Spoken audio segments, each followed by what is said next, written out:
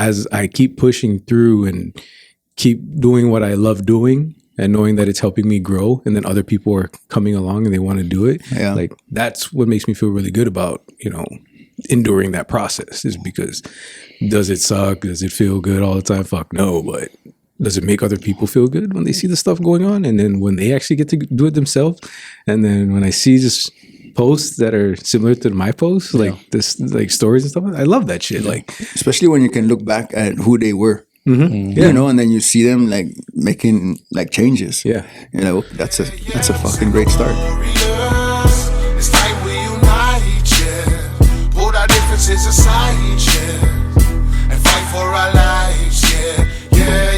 Said the haters in the morning way before the sunrise. DVC's back. Yes, sir. Episode three, right? Yep. Yeah. I was leading the way this time. Let's go. It's all you, brother. I've been waiting for this. Oh, no. Leading the way. You choose the topic, you guide the show. Let's go. Come on. What's up, everybody? We are back on this Sunday. Super Bowl Sunday. But yeah, I mean, we just finished doing 8-mile run. Yeah, 8-mile running. Yeah. And then we had our guy here, Will, with the camera rolling. Freezing. Yeah, he was freezing, but it was a great day. I mean, always a great time when we all hang out and just do stuff that we love doing. Yeah. So yeah. Welcome everybody to the show. Hey, fuck yeah! The intro, baby. The year of shedding the skin. My boy over here shedding skin. I love it. Because how many podcasts have you done already? Dude, fuck, I don't know. Like total, like 6? Maybe, yeah. Coming, about to fill just 2 hands. fucking better than that, bro. Oh shit. But yeah, we're warmer now than we were a couple hours ago. Exactly. Will's the one that took the real suffering today, because I already knew from the get-go that bike was gonna fucking suck ass. It was wild because I said I was just gonna wear this. Told me to grab another jacket, which I'm pretty happy I did that. Yes. That would have been bad. I think that's just the. Especially Paul, you're the first one to say, just grab it. Yeah. That's the mountain bike and the Ironman training. He's great saying, fuck that, get that jacket. Yeah.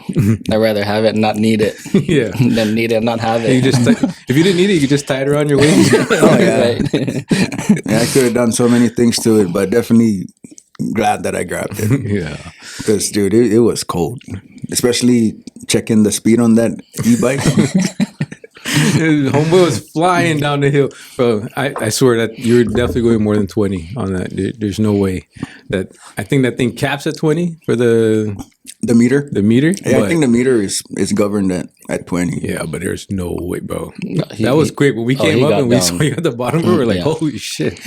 I was flying and I was just looking down. I was like, I want to hope there's no freaking pothole, because I don't want this to be the death of me. Yeah. So Will tested out the e-bike. So we know the e-bike's good because Will went 20 plus miles per hour on it. So if for NB Run Club, that's really what we bought it for. So for NB Run Club with Mark on it, we know it will be good. You can go through go through at least 8 miles of some work and carry Mark on that and get some footage and all that shit. So Will was a tester today. It was solid, good speed. I mean, good control. Took me maybe 10 minutes to really figure it out. Yeah, but. Yeah, there's tricks to it to kind of maintain the speed and then hold a camera, hold your phone. Yeah, so it's legit. The Run Club is going to be spoiled with that. Shit. Mark is going to be spoiled with that. You don't need to be shifting gears. Yeah. Yeah, how many times did Mark just die on a hill or some shit? You don't got to worry about that anymore. Yeah, so we're good. The run felt good. We're 1 week out from Austin Marathon. We're going to Texas on Thursday. We leave. We get out to Texas and fucking. This one is something we're just fucking excited for sure. Right? Yeah, it's kind of like full circle. I started running because of watching this guy Nick Bear. Yeah, and this is going to be the first time we ever even travel to go run. This is how stupid we are at this point with running. We're willing to pay money to enter the race, willing to pay for flights and Airbnb and rent a car and shit like that to go actually fucking run 26 miles. And have a great time. Yeah, and have a good ass time. We're going to get to eat some good ass food. I know Texas has good food. The only thing that's kind of shitty about it is that the dude that we wanted to run with is not going to be running because he hurt himself. So he's going to have an e-bike. Yeah, I'll bring the e-bike for him. Yeah. So, I mean, it kind of sucks, but, you know, I hope that dude gets well soon and heals up because I'm just looking forward to meeting him, honestly. Yeah. He's helped me a lot, for sure, on this journey. So it's going to be cool for this weekend, but we'll talk about that when we're done. And we'll get some footage of that whole experience out there and probably bring the camera out there and put something together so we can kind of show our experience out there traveling to go run 26.2 miles. Yeah, I mean, I'm kind of glad that you brought it up because, you know, like you said, he's the one that kind of fueled you to start and is kind of, you know, continuing fueling you guys to keep going to the point now where you guys are traveling to hopefully meet him. But I say that to say this, it's, you know, there's a lot of different people that do the same thing, but you keep searching, you're going to find the one that's going to work for you. Yeah. And I think, you know, that's more of I'm paying homage to you guys for doing what you guys do. And then having, you know, watch Vince and Joe kind of do the same thing at different levels. You know, you guys are more able to touch different people that, you know, the ones that are just beginning, you know, because if everybody was to look at you guys and be like, man, these guys are already like far ahead of us, you know, most of the setbacks are not because they don't want to start, it's because they don't want to hold you back. Yeah. But being that you guys are followed by people that are in different levels, it only makes it more comfortable for some people to just come in. And then having do the run club after doing all this, I mean, it makes it a lot easier for people to just want to start getting traction and doing hard things. Yeah, I think that's like a really good point of that is the fact that like I always say, like how we're not elite runners. Like we watch people that are elite, and you know that's a certain level that we watch a lot. And it's like something that would it be cool, you know, if me and Pao could get to that point with the amount that we run and all that. But for me, it's like I'm glad that I kind of don't want to push that hard because you know I enjoy running and all that, but I don't really care to get to that point where I'm running fucking marathons at a 6-minute mile pace for 26 miles. Like I don't really care, but I do want to get better at it, but not to that point. And I like the level that we're at because we can mesh with both sides of it, you know, where we can push kind of hard, but we also understand where the hell everybody's coming from and where they're starting from and get to meet them there and be able to bring them up and knowing that they can see us and do what we do, but know that, they're not that far ahead if we put in the time, like we can catch them. And I'm okay with that because I want people to get better. That's really the point of it. So, and it's crazy, bro, because like we always touched on, you know, a lot of our conversations are about our people and the struggles that we go through. But what we don't realize is how resilient our fucking people are. Yeah. Right. And maybe just getting started is the hardest thing. But once they feel that fire and they know they just got to go chop wood to keep adding to that fire, maybe that's where we're going to get the people that are going to excel past you guys. You know, and this is just the base of what we're trying to start. Yeah. We talked about it, you know, while I was riding the bike next to you guys, like running for me kind of made me think about how I feel with myself, right? Like it didn't feel good, like trying to run like as a fat ass, you know, it sucks. And you can kind of do your own self-assessment when you're running. You're like, fuck, I didn't need to eat that shit last night. Or you can tell like what's ailing you. And it's a good part of like really stepping into health. It's kind of like that. It's not a breakdown, but it's more of a breakdown of what you're doing. Yeah. And then you can start analyzing like, okay, in order for me to get to here, I need to get rid of this shit. And then I can start fueling to just run a mile comfortably, you know? And if that's, like we always say, like if that's walking and changing your food, that's a start. Yeah. It's better than looking at the boys and be like, damn, man, I wish I could do that. Or it must be nice. Like the shit that we do is hard. Yeah. Like no day that we wake up to go and run, they go and run, I go work out. Like it's not easy. It's just another 1% that you're trying to accumulate daily when you fucking try to do something better. Yeah. And it's like what we were just talking about, right, Paul? Like it's like a trial and error all the time. And people think like you have it figured out, but it's like it's trial and error every day and you're going out and a lot of the time runs don't feel good when you start off. First mile always sucks. We were just talking about that. First mile always sucks. It doesn't matter what the hell, what the day looks like outside or anything. It's going to fucking hurt. It just sucks.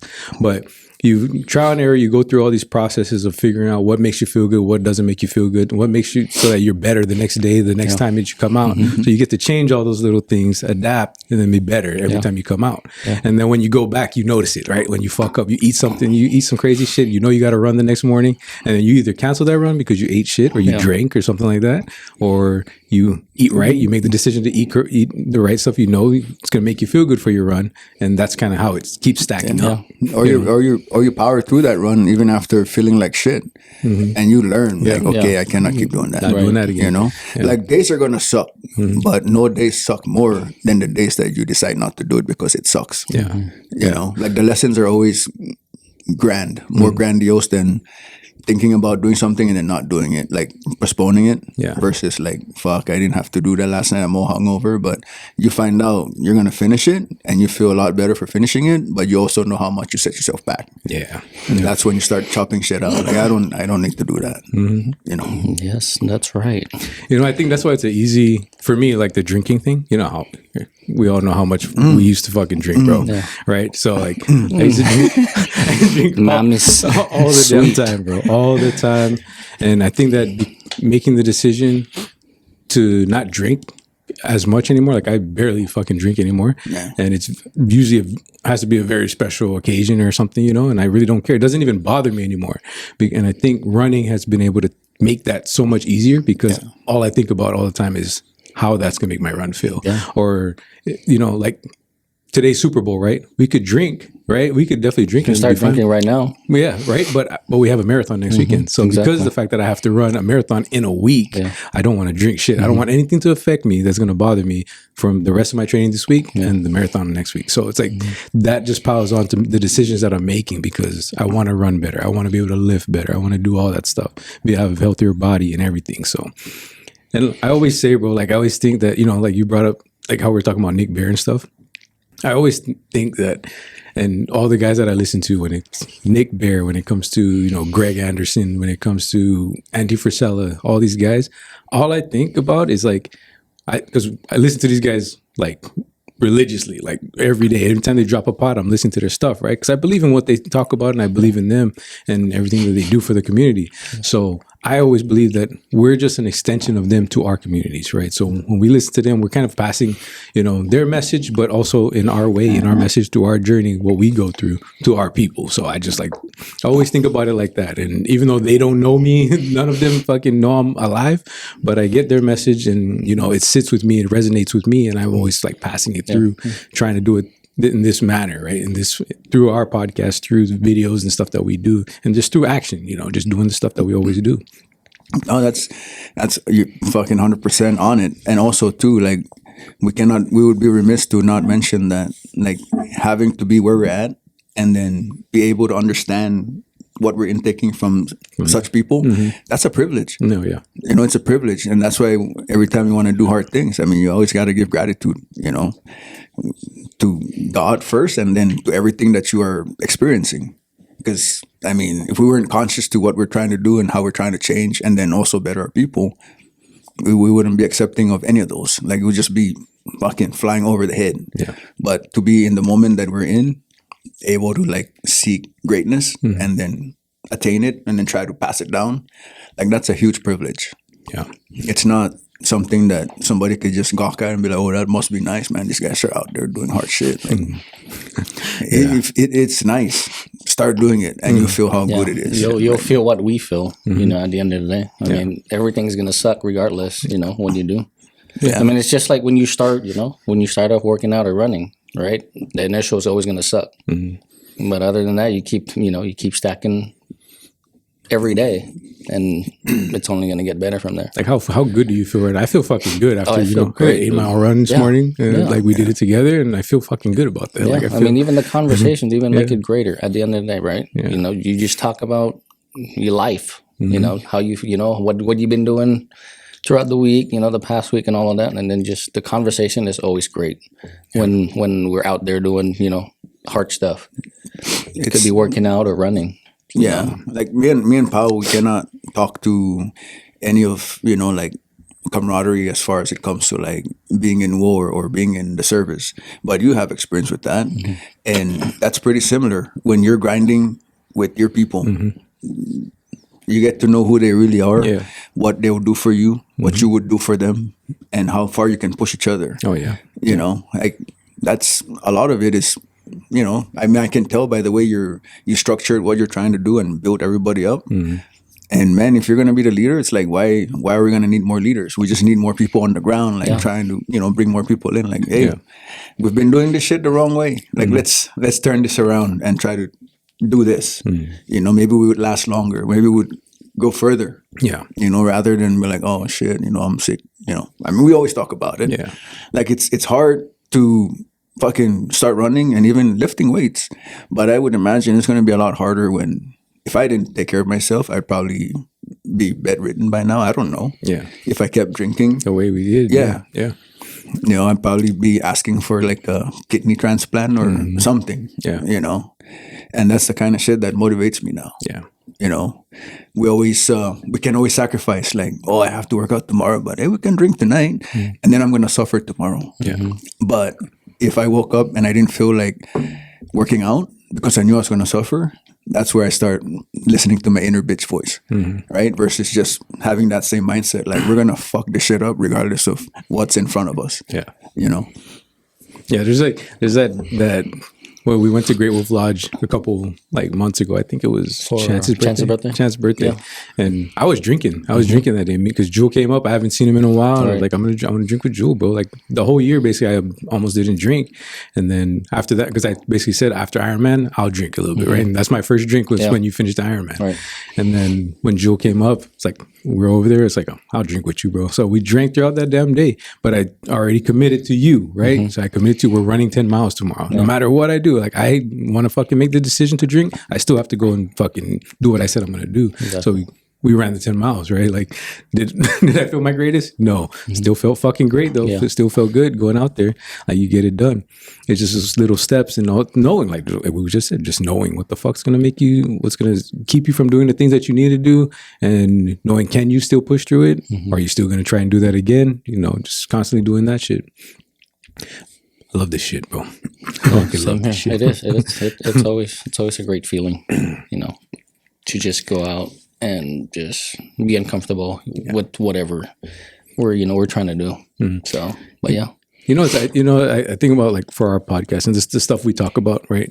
So Pacific Islanders, and we're talking about Pacific Islanders in general, right? And then we talk about, you know, our people from our island where we're from, and the groups just keep getting smaller, right? Yeah. Then what we talk about is a very, very small group, and it's a very like special group of people that actually see something within themselves. I don't know. Tell me if you agree, right? Because this is something that I don't think everybody has this in them or instilled in them as they grow up. I think there's just people that want better for themselves and actually are seeking that, and there's people that are just content very easily with very little, or holding the bare minimum standard for themselves and stuff like that. Like they're okay with that, you know. And then there's other people that it's like what you just talked about when we were in the kitchen this morning. It's like you're sitting at a job or you're doing something and you're just like, I know there's more for me. I know there's more, but you don't know how to get there, right? Like you're thinking that, oh, I'm not the kind of person that can do that. But you know, this is not what I'm meant to do. There's more out there for me. Yeah. And when we go down the line from Pacific Islanders to, you know, our people from Saipan, our people from Guam, Tinian, Rhoda, like we're dropping down and the group just keeps getting smaller. Then you're talking about a group that actually sees themselves doing more, but they don't know how to get there, or they're seeking more knowledge, or they just don't believe in themselves at that time.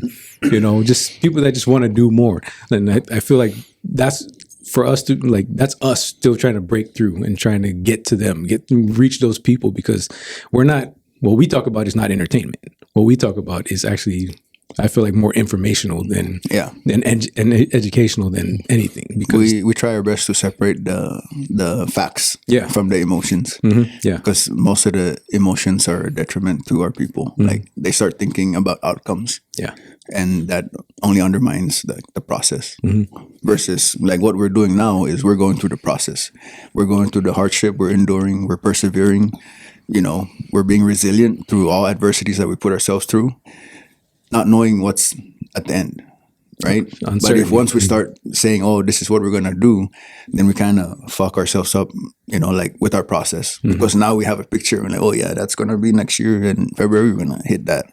And then now, between now and next year, we're like, wait, fuck. Like I forgot to outline all the shit that I need to do to get there. And then just look down and grind. Now we're looking that way, and then it just undermines everything because we're just so focused on outcomes. And I think that's where everybody goes into, where they want fuck, I just lost my train of thought. Where they don't want to work for the outcome. They just want instant gratitude. They want instant gratification. They don't want to have to work from now to next year. They want to go work out tomorrow knowing that they already won next year versus suffering through everything that they have to endure. It's like, no, I got that. And then coming there and seeing how fucking harder everybody else worked to get there. And then now you're just like, wait, what the fuck am I doing? That's a mindset gap for many of our people. But I agree with you, especially when, there's people that seek comfort because they don't think that there's anything more for them when there is 100% more for everybody. If you believe in life, the universe, and God, you are destined for more. But if you choose to stay, then that's where you're going to be at. And if you choose to stay and like ponder on what could be and not take any actions, that's like a fucking death sentence for your heart. It's funny because Ching just sent me this meme, not meme, but like a post. It's about running, right? And it was like, just go out for that run. You might have to go out on 5, 6, 7 runs by yourself, but you never know on the 20th one. There might be some like-minded people that want to run with you, and it's for me. It's starting from me running a marathon in 2022 to now. We have a group of people that want to come out. We have a group of like 30 people that are going to come out for MB Run Club on the first day. You got 30? And there's about 30 people, bro. Well, that you know of. Yeah. That's awesome. There's about 20 to 30 people that are coming out for this, bro. 31. Or wait, you only got one e-bike? I mean 30. And that's so fucking crazy to me because it's like, it just started out with me wanting to fucking run a marathon because to prove to myself that I can do that. And then going through that process, and now that going through all these processes, just enduring, all the like shit that comes with it. And, it's everything that's part of life. I just had a fucking baby. I'm still fucking training, all this stuff. And it's like just knowing that as I keep pushing through and keep doing what I love doing, and knowing that it's helping me grow, and then other people are coming along and they want to do it. Like that's what makes me feel really good about, enduring that process, is because does it suck? Does it feel good all the time? Fuck no. But does it make other people feel good when they see the stuff going on? And then when they actually get to do it themselves, and then when I see just posts that are similar to my posts, like this, like stories and stuff, I love that shit. Like, especially when you can look back at who they were. And then you see them like making like changes. That's a fucking great start. Like, it makes me happy. I know it makes you happy. Oh yeah, big time. And since we were talking about that, we touched on like the mindset, right? But I think if we go a little bit more granular on why I feel like it's awesome that that's the number you got. Because, man, like from my personal perspective, like if there was somebody leading this, like if I was not who I was and I saw you guys doing something, yes, I would want to be involved. I would want to change myself. But a lot of vulnerability is going to be involved. And I think that's where a lot of our people tend to back off a little bit. Yeah. Like they start downshifting and they start like looking for the exit before that exit, you know, like, I don't think I should go because, you know, they're going to make fun of me. I'm not in shape or, you know, the typical, like, you know, when I ask somebody, hey, you want to do jiu-jitsu? Oh yeah, I want to do it, but I have to get in shape first. Yeah. Yeah. Bro, do jiu-jitsu, you know what shape you have to get into. Right. Same thing with running, you know, and it's like no judgment. Like you come out there because you're starting, you know, that's going to make you better as a fucking coach. Yeah. Because you really have to lower yourself down to get everybody going the same direction you're going, you know, so it's in return. Yeah. It's not like you're going to come and you guys are gone and it's like, we'll be at mile marker. Yeah, minutes there. Yeah.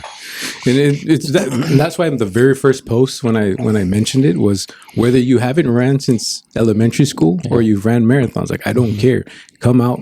It's all about like us getting together and being around good people that want to grow. That's what's more important to me. I don't give a fuck how slow you run. If you have to walk the run club stuff, walk it. I don't give a shit. But you came out here, right? Exactly. And you made a difference. That's where it starts, right? You know, coming out, showing up, and you know that. Like when you know that, that's all it takes, and you break. Like that's me.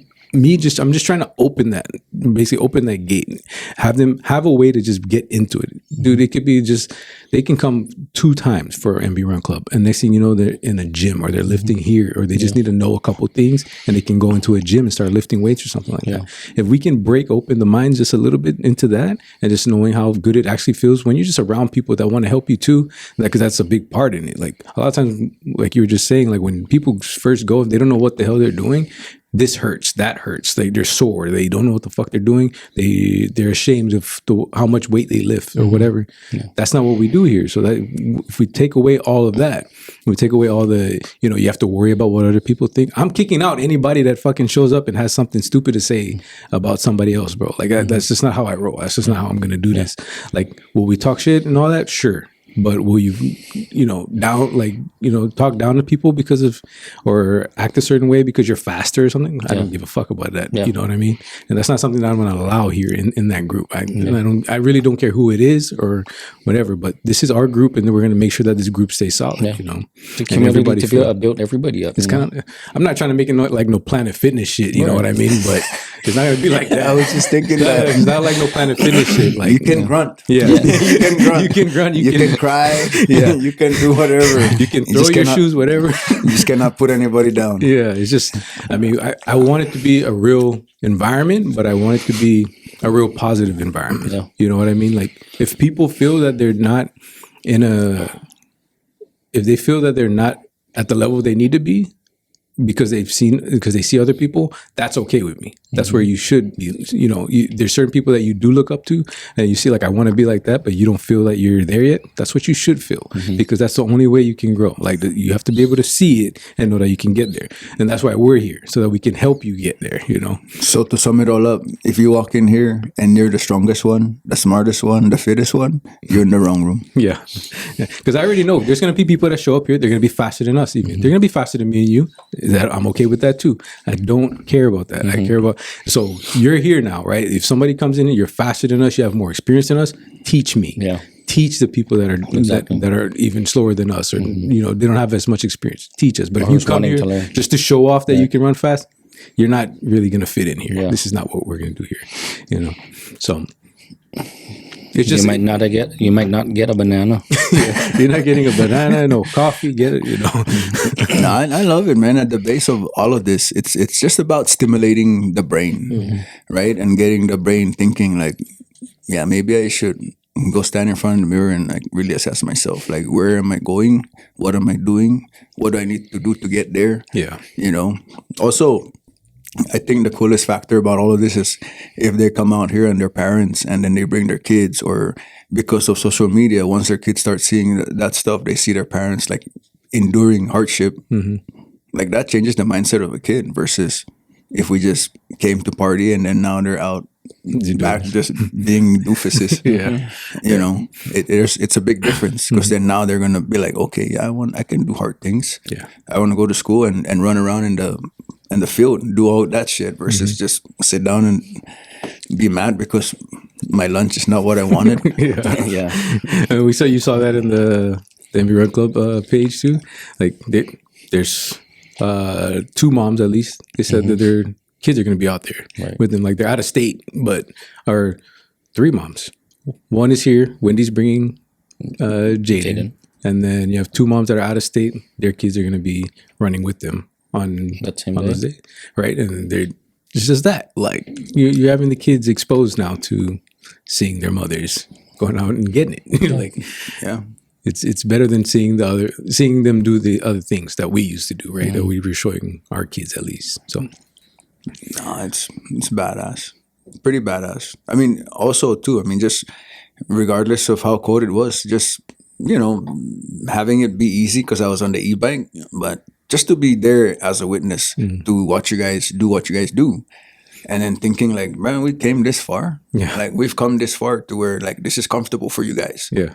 Like it's not comfortable, but like it's comfort enough for you to be like, hey, let's go for a run. Yeah. And then you guys just set a mile and then just go after it. Like it's pretty awesome to witness. Even the conversation that you guys were having, like I was in the background, I was listening. I was like, damn, this is like, I wouldn't be nowhere near that conversation if I wasn't on this bike. Like, hey, wait, what are you guys talking about? No, but it's like when we were all together, like even on those runs, bro. Like anytime we're on the runs, like, and it's just like those conversations are real because you have to dig. Like you're not in a comfortable state while you're running and stuff like that. So like. First off, you have to be able to talk while you're running. You have to build your fitness to that level to where you can talk and have those conversations. But when we do talk, the things that you want to talk about in those situations is not things that don't matter. Yeah, like a lot of times we're talking about things that like you were just there and you hear us like we're talking about stuff we used to do, like fucking Powell on his first run, like, and then look at now, we're just running 8 miles, just a fucking easy 8 miles, just go out on a Sunday morning and go on an easy 8 mile run. Like, just knowing how far we've come and being able to have these real conversations all the time. Like you said, like, you get to really find out about the people around you. Like, they're really, like, it's digging deeper than the surface. You're not just talking about fucking, well, what I would talk about a lot of the time, I would talk about fucking football and the Seahawks. These motherfuckers, the Seahawks don't care about me. They don't know shit about me. They don't give a fuck. But I care about the motherfucker I'm running alongside, right? Yeah. We're running for an hour and a half. We're running fucking putting in miles. And I want to know what's in his heart. I want to know what he's going through. Can I help him through that shit, So every time we talk, we go on these runs, even like with Jewel, when I go on runs with Jewel too, same shit. We're always talking about this. Like we'll sit there and talk about being dads and being husbands the whole fucking time. Like, how can we be better? Like, where are we fucking up, And we do that all the time. That's why I fucking love this shit. And it's even better that now you're gonna multiply that by 30 that you know of. To where you're gonna have people feeling the same thing, because for damn sure that there's gonna be people running like self-assessing themselves the whole time. Yeah. Like, this is not fun, but I need this. Yeah. And, seeing everybody run, like that's what's getting them out there. And then they'll build themselves up to a level to where now everybody is helping each other out, talking about important shit, because it brings more clarity. Like, to your point, it brings more clarity. You're not trying to do something hard and talking about something fun. Yeah. Like drinking last night. Oh, did you guys go to the last night? That club last night? It's like, no. If that was your lifestyle, you wouldn't be on that same run. You wouldn't be up fucking running at 8 o'clock in the morning, that's for sure. On a damn Sunday when you can sleep in. For damn sure. Yep. That is crazy. Even the separation too has been wild. Like, just with you guys running, me kind of changing things and lifting weights, aligning ourselves with the people that are trying to help us get to certain places. It's crazy how much weight you shed. Yeah. And it's not because we don't care for the people, but we're trying to impart change. Yeah. And in order to do that to other people, you got to do that to yourself first. Yeah. And that's always been the thing. It's like, man, there's so many things we have done. Like, it could be in a span of, like, yesterday and today, we could have probably gone to, I don't know, 3 places, 2 parties, and then now we're, cost how many, how much, because, gas and then gifts and all that stuff. Beer. Versus now where you just, by yourself, but you're like have more clarity in like the direction that you're going. You can see your path and like all the things the obstacles that you have to overcome, and it seems more easy. Yeah. Versus now, if we continue to do this and carry our old lifestyle, those are distractions that are preventing us from like chipping away. Yeah. Not saying that those are bad, but with doing the hard shit, like we have more clarity now on how we can make those better. Versus going there for like the comfort and it's like, oh, this is where I come to take a break. Like, no, we're just gonna take a break differently, and trust me, it's gonna make you feel a lot more better, more alive. Surrounding yourself with people that have clear mind and talking about growth rather than talking about the same shit or when I 2006 micro games shit like that. I was like, bro, fuck, dude. Is that when you went? Energy. Is that when you went? That's when we won in Saipan, in 2006. And you see how I referenced that? Fucking 2006 micro game. Yeah. No, bro, that's why, I always fucking bring up that. What do I always say, bro? And what do we always talk about? Keep stacking. Because I always feel like the deeper you get into it, the further you get into it, it's so hard for you to even think about trying to go back. Yeah. Like, it's so hard for you to even think about, like, you're going to give up all this shit, all this work you did to go back to do that shit. You already know what you're getting there. Why would you go do that? Why would you give up on all the work you did?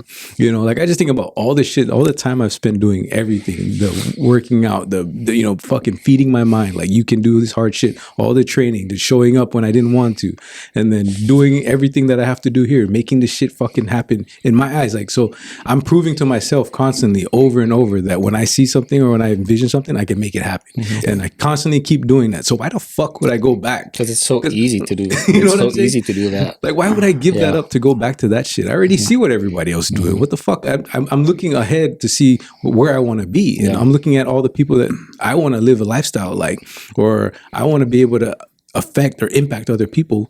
I can't do it with the old me. There's no way I can do it with the old me. Yeah. Like, I was there, and I remember when I was impacting people, but it wasn't helping them enough to get them out of the struggles that they were in. I couldn't pass on the advice, you can push through. You can push, motherfucker. I've never pushed through. How the fuck am I tell you can push through? Like, you know what I'm saying? Like, you learn to endure. When you learn to endure, you can teach other people how to endure. You can't fucking tell people endure something that you've never endured yourself. And I want to fucking go and we can go and pass this right on. Don't fucking talk about tariffs. You don't know nothing about tariffs. It's funny. It's funny you say don't talk about enduring when you haven't even endured shit. Like real shit. Because yesterday during my leg day, it kind of crossed my mind when I thought about if I was ever to be like a fitness coach, like you guys do running, I'll do like bodybuilding or just, doing more hard shit. And I thought about times in the past where I signed up for a gym, you get 2 free coaching sessions. And this dude is putting me through some shit. And I never thought about it until yesterday. I was like, that fat ass motherfucker, does he even fucking do that? And it brought me to a level to where, man, if I was a coach, like I wouldn't push people to my limits. I would push them within their limits and slowly increase that as we move forward. Like, this is a long game. It's not a fucking, like, I started lifting in 21. Only now do I get more clarity on the movements that I'm doing, my muscle-mind connection, the food that I'm eating, how to actually, what's fucking unilateral, bilateral, like all that shit. Like, there's a lot of complexities to this. That's why I was like, man, you cannot coach somebody if you have no clarity on what the hell you're doing, because then you would not know where to guide people to go to. Yeah. That's why I was like, that's funny you say that, because I thought about that yesterday while I was enduring. And it's more just pay homage to my workout partner, because, he's been very patient and he's helped me a lot. So it's only a matter of time before I had to start like retaining shit. I cannot, rely on the guidance all the time, because there's going to be times where I'm alone and I have to fucking figure it out. And they say you never can teach anything until you're really good at it. So that's what I'm practicing now. It's like, fuck, I don't want to be that fat ass, like, let's go, 2 more. It's like, bro, did you ever do 2 more? Dude. That's why I really do like think that going through everything that I go through, it's like, it's easy because I understand that at some point, whatever situation I'm in or anything, any hardships, I'm going through it because down the road, I honestly really just want to help people and impact people. So if I can go through it and just learn, okay, what did I learn from this street? And then I can be able to pass it on because somebody else is going to go through something similar, you know? So why not just go through it yourself? How did you deal with it? How did you there's times too where I feel like I'm failing through it, right? Like there's times too as a dad or as a husband, like I feel like I may be failing through different situations. But, you know, you can learn from that. Like, okay, I fucked up here, you know, like I fucked up here. I'm not doing what I should be doing here. That's also something I can pass on, you know. That's where you become the coach. Yeah, you know. Because you know the good and the bad and everything in between. And it's like the same thing that you were saying. Because it's like, it's been fucking, 3 years? Like started 75 Hard about 3 years ago. So since then, you know, just kind of kept going. And it takes that long. Like it really does take that long, even to get here. Like we know we're not there yet, but after 3 years, you have a pretty good sense of, you know, the direction you're on and the path you're on and where you want to go and the things that you need to do. You have a way better sense. Cause I've always looked back. My memories are starting to pop up now, like my Facebook memories and stuff. That's why I like to post every day because that shit's going to keep popping up year after year. Yeah. I get to keep seeing my progress. I get to keep seeing where I'm going or where I've been. It's like a little reminder. Yeah. It's like, look at you before, dude. Yeah. Like I look back at that and I look like, damn, look at you before. Like I really thought that I was fucking in shape then. Like, Jesus. I remember, and then I'll think back of what was going on in my life during that time, you know. I only had 2 kids, right? One kid wasn't even in school yet. One kid was, you know, whatever age. Like you get to look through everything because you're dealing with different situations all the time. But I always like to just look back and know there's a path going forward that I want to be on. And there's shit that I've had to deal with like way before this. And there's so much I had to learn. And even during that time, I was like, oh, I want to be able to, you know, show people this and teach people this. I still had a long way to go. I had a lot to learn. I had a lot of miles I had to run still. You know, I always think about it that way. It's like I still had a lot of miles I had to run still. I think during that time, getting 20 miles in a week was fucking hard. Like I've hit 50, 60 mile weeks nowadays. And it's like, that's what we have to go through. That's what we have to go through. It didn't seem possible before, but now it's very fucking, you know, it's part of what we do now. So that's just, it's just part of the enduring process. And I think of every situation like that now. Like, okay, this is gonna be that story. This is the story that you're gonna be able to use when somebody comes up with this situation. They need help with this. This is the situation you can use. So think about it like that. Yeah. It's wild. Oh man, bro. It's. I mean, you guys are well on your way to becoming great ass, you know, running coaches, but more so just. You know, it's all about bringing the community together and making and strengthening it. Yeah, you know, I'm looking forward to like that. I'll never give up on my people. I know we're resilient as fuck. We're hard workers. I think, you know, it's through times and governance that we kind of shifted our mindset, you know, and kind of started relying more on assistance than we are trying to like find something for ourselves and how we can make ourselves fit where, you know, people of the past probably think like, oh, that's not for me. Like, I'll never be that person. It's like, no, if you feel like you were ever weird because you wouldn't fit there, that only gives you most of the reason to fucking go and make yourself fit in there. Yeah. I think it's time we start changing that and stop making ourselves feel like we're less than, you know. So that's just adding mindset. I mean, we went from running to mindset, but I know we're all on this journey together. I've been through it. Fucking 45 years into this fucking journey. 44. Fuck, I'm selling myself old already. But yeah, I'll be 45. But it's always important to me as of late, you know, to keep sharing the things. Like you want to share fitness, along with that comes mindset. And we all do things that are forging our mindset way farther than where we actually started, you know? And that's just chipping away at our people. And then most importantly, like the people that are yet to come and the youth, you know, just, I'm not going to want to change the topic, but I think I'm happy based on what you said the last part that Papa Trump was taking office and here we go, man. Yeah. Yeah, man. I feel good. Yeah. I don't know. Like we were talking about earlier, like it feels different. It feels like things are coming to light that need to come to light. And people, I mean, I would hope that people are held accountable, but at the same time, I don't know if that's going to happen, but but I do feel really good about where we're going within, what is it, just the first, not even a month in yet.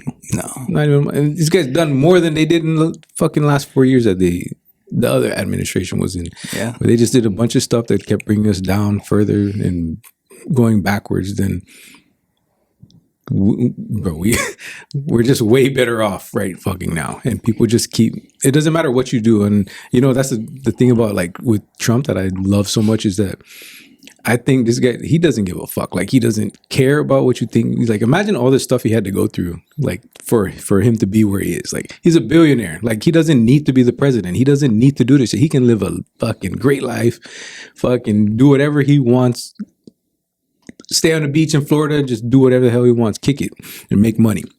But he's out here trying to do great things for our fucking country. Because, I mean, if you look back on one of his interviews, I think it's Oprah that asked him something about, like, you know, would you ever consider, you know, politics or becoming, you know, running for president? And he's like, I don't want to, but if it got bad enough, I'd go do it. And I feel like he thought it was getting bad enough, so he came and did it, you know?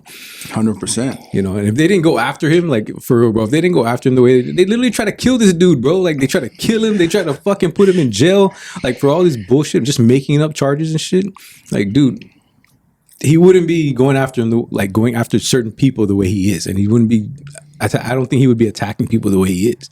But because of the way they came at him and the way the media has portrayed him over all these years, he has to, bro. And he has to defend himself because everybody's going after him. I mean, those 4 years when he wasn't even in office, all they were talking about was him. He wasn't even in charge of shit anymore. Yeah, like, this shit's crazy. They were talking about him and, you know, putting that out there. So now we're all glued on that while they were doing shit on the side. Yeah. And not taking care of business, you know?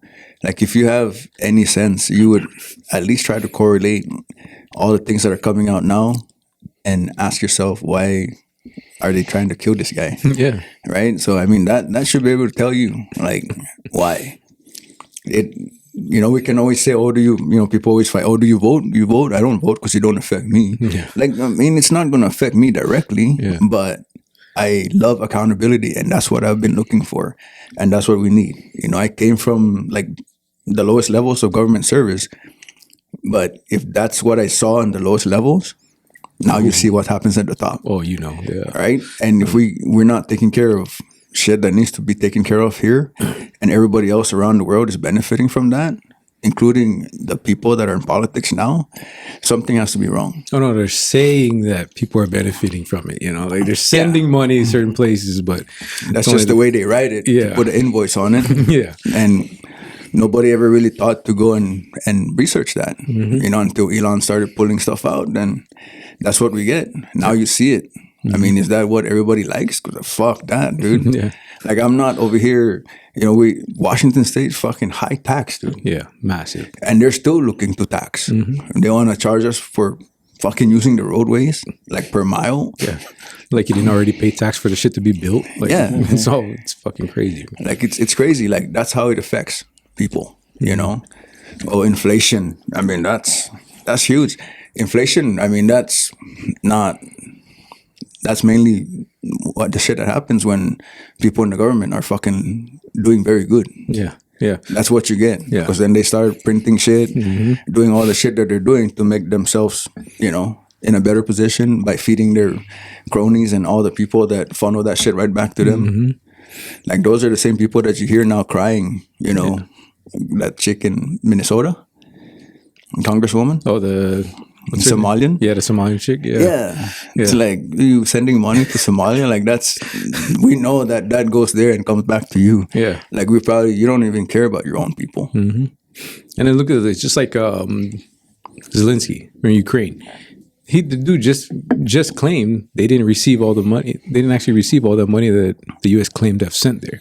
Like, what does he say? I think he said they received like 50 out of 150? 70. Or 70 out of 150 or something like that? Like, bro, that's great. Where's the rest of that money? Like, that's insane that you would be okay with, okay, they said they're sending money to help these people. That's just this, during the time everybody's like, Ukraine, you know, all this shit, right? Send money over there, help them. Well, you're over here suffering. That money didn't actually go to where you were screaming to get, you know, for these people to get help. And you didn't even know what you were actually trying to fund. Like, people just want to send money everywhere and then complain about deportations and shit. You don't even know what the hell's really going on, and everybody just want to bitch about shit.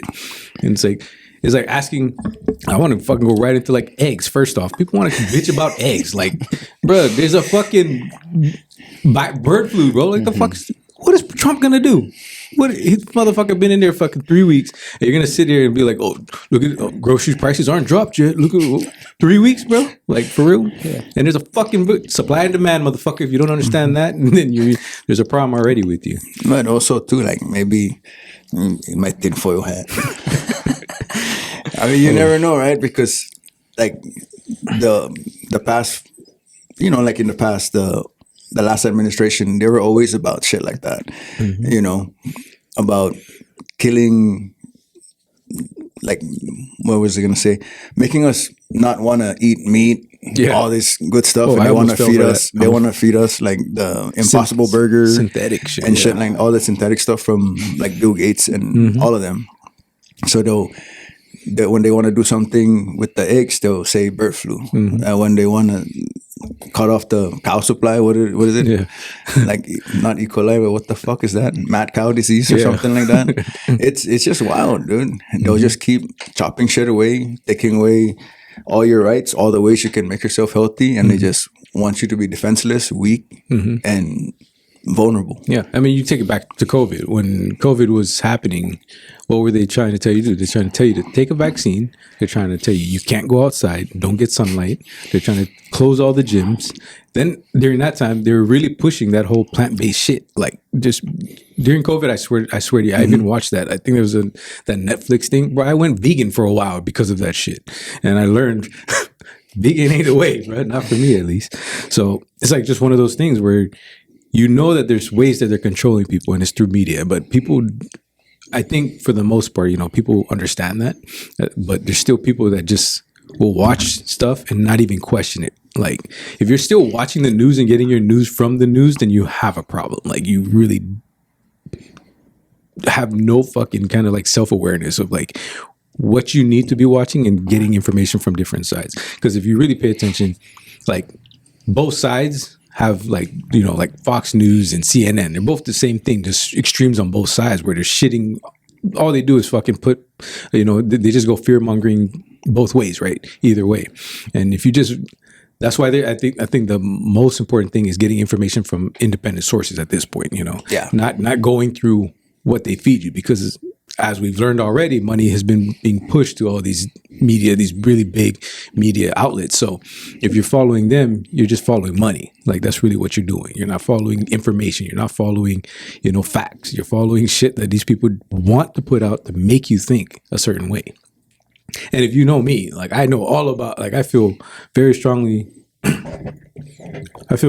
about like beliefs and thoughts and stuff like that. So as soon as you go into like believing that shit, it's very hard to like make you believe otherwise or understand or think otherwise, because you're so deep into that and you're so deep in your identity of that you're not willing to change, and you're kind of just screwing yourself. And at that point, I feel kind of bad for you. But and at the end of the day, I mean, it still applies. No one's coming to save you. You still have to be self-reliant. You gotta do shit for yourself, you know, because regardless if it's Papa Trump or if it was Kamala, I mean, it's like how the politics don't affect you directly. Same thing with whatever you think they're gonna protect you. I mean, look at all the police. They want to defund police, you know. So if you're left out there thinking that you don't have to arm yourself or protect your family because there's police, then if that's who you're outsourcing your safety to, then you're at a fucking loss as well. Yeah. Because nobody's coming. It's just wild. It don't matter how many eggs are out there if they were cheap. If you fucking don't know how to eat right, the egg's not going to help you anyway. Bro, I don't know if this is true. I never checked this, but one of my buddies was telling me up north that they were starting to steal chickens. Like people are starting to steal chickens. Fuck, I wouldn't doubt it. I don't doubt that. Just, that's an easy fix to the egg problem. Like, fuck, man. It's wild. Yeah. The one thing that like just like we were talking about earlier, like that really annoys me is like there's too many like semi-broke people trying to act like they know how the economy should work and trying to tell somebody like Donald Trump what he should do with the economy. Like you've never seen that kind of money. You probably live paycheck to paycheck. How are you going to tell a billionaire, somebody that's made money? I don't care if you tell me, oh, he was handed this. So, he was handed this by his family. He inherited this from his family. It doesn't matter.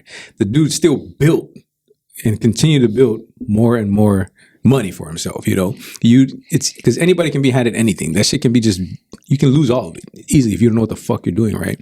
And when somebody comes over, it's like a fat dude trying to tell me how to get in shape, right? I'm not going to listen to you. You think Donald Trump's going to listen to somebody that's broke trying to tell him how to run the economy? Probably not. And when you have a lot of people that are just, and it's so funny that some people are so interested in wasting so much time in putting these massive ass posts on Facebook, bro. They'll sit there for fucking how long and type this whole fucking thing out. And it's like, do your energy goes to that man so hard, and he like, for me, I just think he's doing nothing but trying to help you. But you can have whatever thoughts about him that you want, negative, positive, but in his mind, he's doing what he needs to do while you're over here using your energy for just negativity. Like, that's where your life's going, right? Like, if you are willing to do that, put negativity out, divisiveness and shit like that on social media platforms, we know where your head is without even you having to say it exactly, right? You said it without even saying the loud part out loud. Yeah. Like, you're telling everything. If people, especially like people like us, like you can tell a lot about a person just from their behaviors and the way they speak. Like, you can just honestly, all the time, like when I'm with people, I can already kind of feel, and you can feel the vibe from the shit that comes out of their mouth and the way they move and the shit that they do, like their behaviors, their habits. And when I look back and there's people that are putting up these posts and you see like, you're not the type of person I would take this advice from. So you're not the type of person I would even like consider your post valid or whatever you're saying is valid. You know what I mean? So it's just that, like, I feel sorry. It's like you're willing to put so much time and energy into something that you're not doing anything but just fucking pissing people off. Other people, like your cronies or whoever you want to say, right? Like it's wild, right? Because when we read that, we look at it because they're talking about, like the one that I read and it said, "Oh, I guess we just have to kiss his ass for the next 4 years." Okay, so what does that mean? Yeah. Like, you cannot build anything now? Yeah. What have you built the last 4 years? Nothing then either, huh? You know what I mean? Yeah. So you're just trying to find a soft spot to insert yourself? Yeah. With no like fucking substance. Yeah. Like, you're just broadcasting something that you feel negative about. Yeah. Which only shows more about who you are and who you're trying to project. Yeah. Like, that's wild to me. Like, the one thing that I always speak of is, first of all, I would never forget where I come from. Always proud of where I come from. The reason why I give so much gratitude to America is because, man, like, growing up, being born and raised in Saipan, like, knowing the history that we were saved by America, why would I not be grateful for that? Having lived this long, would I ever want to be in anybody else's control besides America? No. Fuck that, bro. Like, if I was gonna be in Saipan and then they're gonna be like, "Oh, America says fuck you," and China's gonna roll in, I was like, bro, is that what you guys want? You guys want like censorship and fucking you cannot even you cannot even say the same shit you're talking about on Facebook. Yeah, yeah. Because you get fucking hammered for that.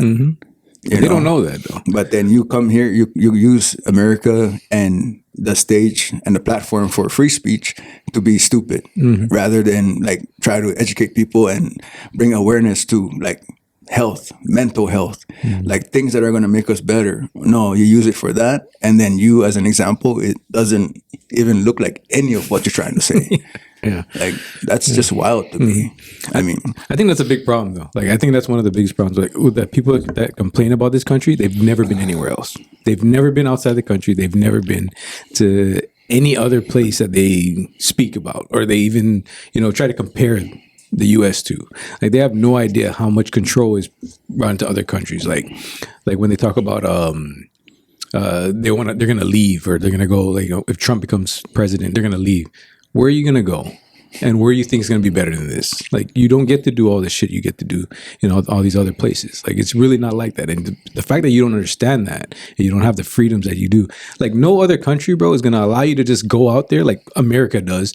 They think that America is just going to allow a fucking shitload of people come in here illegally and you just get to stay here, bro. Every other country is gonna kick your ass out so damn fast. Like there's no chance. But the fact that we need to do that to protect our people, knowing that drugs are coming in and fucking murders are coming in and criminal. I'm not saying everybody's that, but there are people that have come through and have done that, right? And it's been proven. They've been, there's kids been killed. I mean, they've put that all out in the media, but at the same time, like, you just think that it's everybody that they're talking about. Like, the shit happens. You have to control that. Like, the border is probably one of the biggest issues that everybody voted on, the immigration thing. But now they make it seem like nobody voted on it, the way they push, media on it. They make it seem like everybody's just out there protesting against deportation. That's not the case. Like, I definitely feel like that's not the case. People are forward because they can feel the danger. They can feel the drugs, and they see their cities being fucking ran down because of all these things. And because of all of it, and who condones that? Right? I mean, who's been condoning that? Yeah, and they just allowed it over the last 4 years, like it was okay, and like they never, there was no accountability for those people that did those things that they did that weren't from the country or that they didn't come here legally, So it's just fucking like, now that they're being held accountable for that, now it's a problem. Like, that doesn't make fucking any sense to me. Like, other places, bro, you get shot at the border. Yeah, you don't have a chance to get in, dude. You don't have a chance. And we're just opening our shit up for anybody to just walk through. And then guess who pays for it? Taxpayers. The taxpayers. It's not that. Maybe, if you just shut up about a terrorist, maybe Trump's tariffs could have been paying for him. I mean, you wouldn't have to pay for him, right? But no, these motherfuckers don't. I don't know, bro. Like, it's just crazy. But I do feel a sense of pride way more in the country because of what's going on, but there's still a divisiveness that I think needs to still be. It's huge. Yeah, it's huge.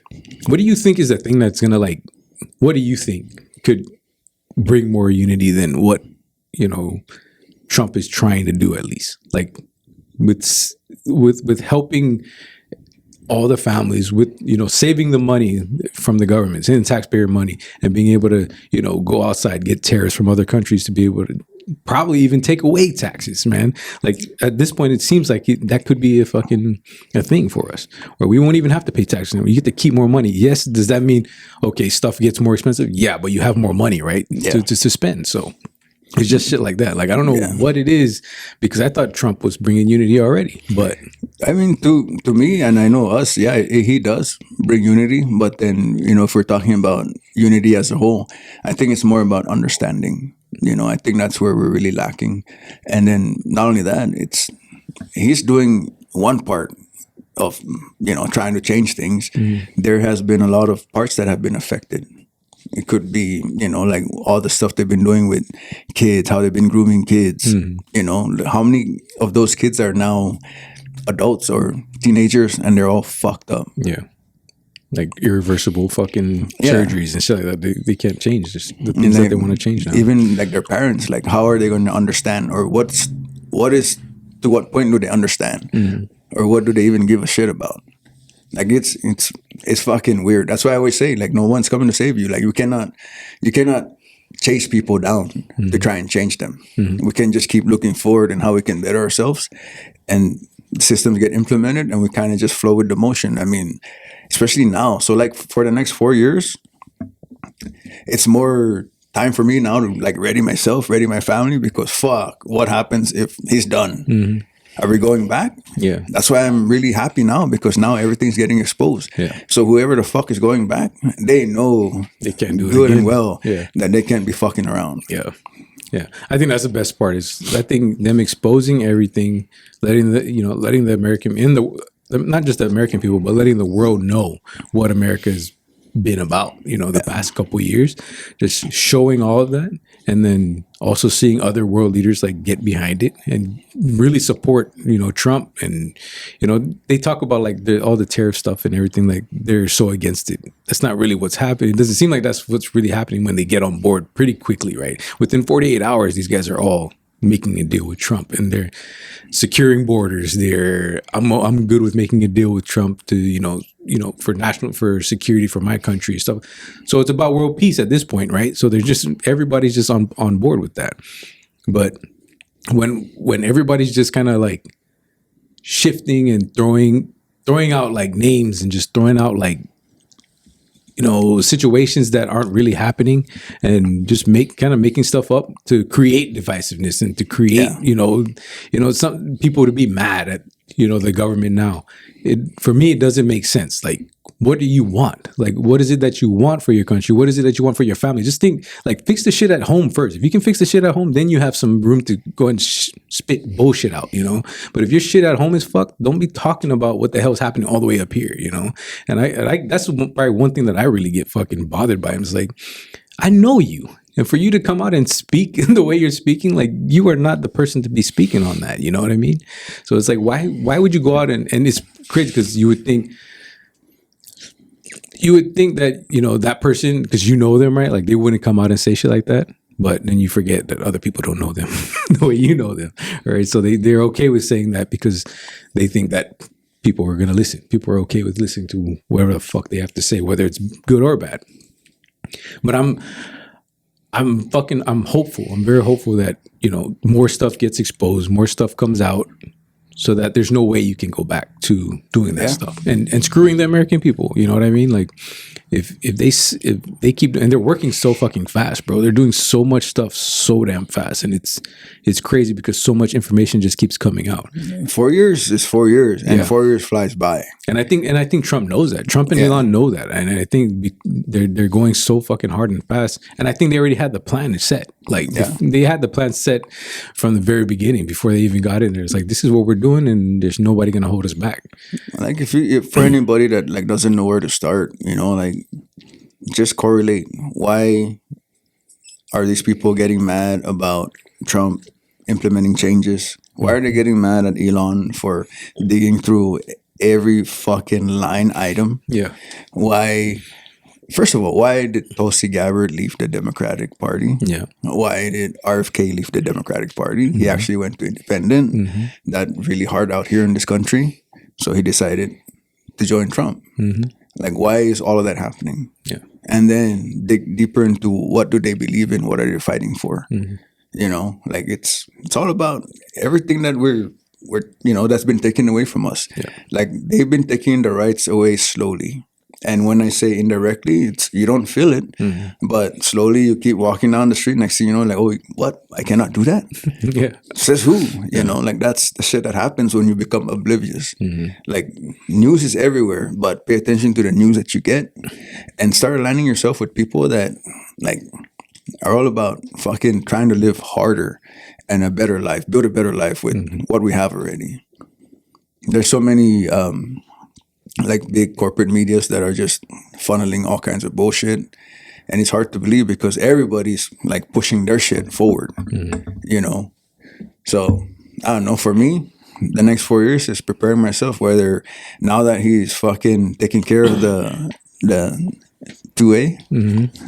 It's fucking time to load up on fucking bullets. Didn't Florida just do something too, like July 4th or something like that? Just like tax-free fucking ammo and shit like that. Yeah, like, fucking now's the chance. Go get a farm and go start fucking building a shelf of fucking preserved food. Yeah. All that shit. Like, now's the time to start doing that shit. Like, the people that ran the last 4, they don't really give a fuck about any of you guys, any of us.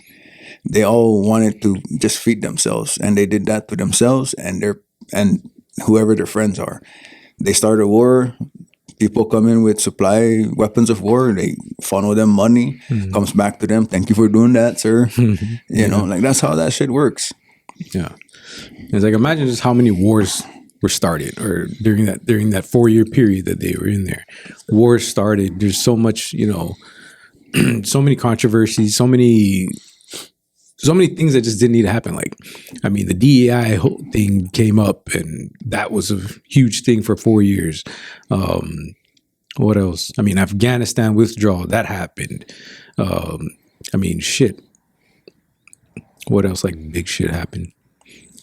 LGBTQ. Yeah, that was trans.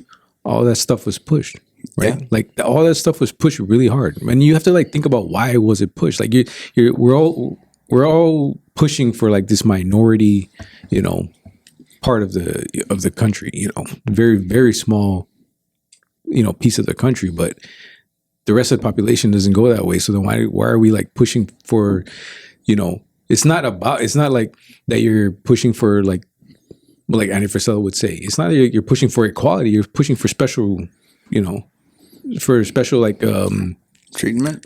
You know what I mean? And it's not, and the fact that if you're not acknowledged, like you don't acknowledge me as a straight person, why I gotta not acknowledge you as like, whatever you are. Like nobody cares about who you're fucking or whatever you like. Nobody cares. You have a job. Acknowledging is one thing. Imposing is a whole different matter. Yeah. And like calling you something that you're not. Like I'm not walking around, I can say I'm a dragon fucking slayer. I'm a fucking dragon slayer, but you're not gonna sit there and call me a dragon slayer all day. Should I put that in my email pronouns or whatever the fuck? Like just shit like that, like shit that doesn't matter, shit that's not productive, Like can you do your job or not? And that's kind of what they're getting at. That's why if all the DEI contracts with billions of dollars with so many different places, right? They save so much money on that alone, is because. And then immediately I don't know if this is an issue, but the helicopter crashing into the planes crashing, stuff like that. And then Trump comes out and says immediately, it could be a DEI thing. You're hiring people that aren't actually qualified, but you're basing it off of race, skin color, sexual preference, stuff like that, instead of the qualifications or the merit of the person, And then now everybody's in an uproar because it's racial. It's race again. It's derived by racism. And they interviewed the director, and he's not even a pilot. It's like, that's wild. How did he get there? And imagine, they're talking about. Like, if you look at all, that's going back to the coach trying to coach when he never even did the shit. It's just that, bro. He's our fitness coach. He's the best because he's the black guy. What the fuck does that have to do with him? Like, but he's not in shape. How he's gonna teach me how to get in shape just because he's black? Like, that doesn't mean anything. You know what I mean? Like, it could have been me. Like. Fucking 10 years ago, I can be the black. You need a black hire. I can be the black hire. Do I know the shit that I know now? No. Like I wouldn't not have been able to help you during that time. But I can help you now. Doesn't matter that I'm black or that I'm fucking colored or anything. None of that matters. It matters that I know the information and I know how to coach you. I know how to teach you. A good example that like you can see outright if people watch the news is KJP. Yeah. Versus who they have now. Yeah. Like when they listed KJP's resume, way longer than Homegirls now. Yeah. But she's a lot shorter, but more substance and more direct. Yeah. Like the shit that you need, not all the fluffy lying bullshit, And she would get so, like, KJP would get so, like obnoxious or just fucking cocky arrogant when she would be speaking to people. Like, who are you to talk down to people? Like, you're just fucking there to report information. Like, I don't know what makes you feel like you're better than all these people that are asking you real questions. And when you get asked a real question, what does she do? She gets emotional as fuck and just starts going. That goes to show too, like how much they care about you. If they talk to the media like that, knowing the fact that that's who's broadcasting this to everybody, that's how they look down on us. Exactly. Like that's the way they treat us. Like you stupid, shut up. Yeah, I don't need to answer your questions. Yeah. Like that's exactly that. Like you don't need to know. Like this who's KJP? I couldn't tell you. So the black Annie, the black circle back chick. She's on the curly headed press secretary. Fucking hey, that's wild. We're the same color, but I don't like her. How much you love America? I love America. What's your Tell us about your American experience. What's your thoughts on America and your experience moving here from Saipan? And how has it been so far?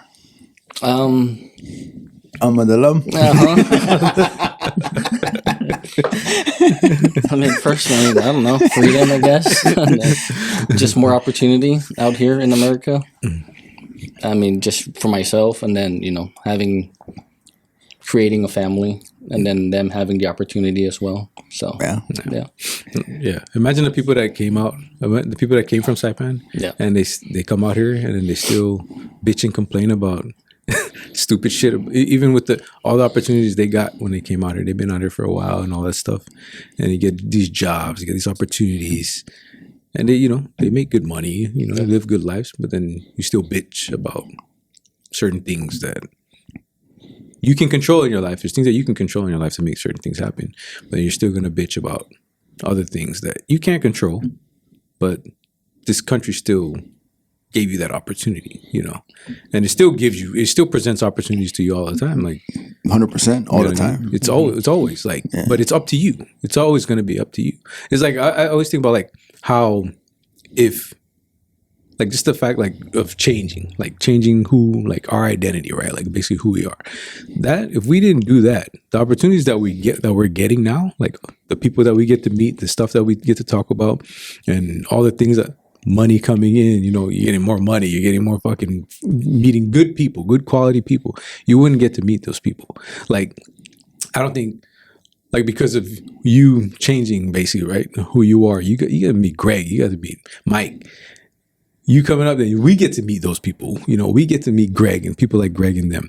And then we get to meet other people. Like if we didn't get into like running, we wouldn't get the opportunity to meet a good person like Nick Bear. Like, you know what I'm saying? The shit like that. As you change, you can evolve into that person. You get to meet and get into better opportunities. And it's the same way with when you come into this country. If you don't change who you were from back home, and you don't, change your identity and who you need to be to get better opportunities, you're still going to be living in that fucking lifestyle and that same way back there. You're just moving to a different place. That's it. You're not changing anything. You just brought the crap pot with you. Exactly. Yeah. And it's the same thing. That's why I think that it's shitty when people do that. They come here and then they try to live that same way that they live back home, Which I'm not saying like you don't take away the cultural factors. I'm not saying that. I'm saying there's opportunities here. You have to change the mindset, right? Change the mindset so that you can create opportunities. If you create opportunities for yourself and you're opening up, you have a whole ass family most of the time, right? You come out here with a family. When the family back home grows up, the kids get older, they start moving. They just migrate towards you. Whoever was the first one to go, right? So they just start migrating towards you. If you didn't create any opportunities for them, they stay in that same crap pot and they just move to a different place. They moved to Washington, they moved to Texas, they moved to fucking Florida. They're just doing the same shit they would have been doing back home. So it's those opportunities are there, but you have to keep fucking finding it. You have to keep evolving to get, better opportunities. We always have a tendency to bitch about shit that we have no control of. Exactly. When, right? The only two things that we can control is our attitude and our effort. Bam. Opportunity is always there. Mm-hmm. Always seek it and make yourself ready to fucking go and kick the doors down.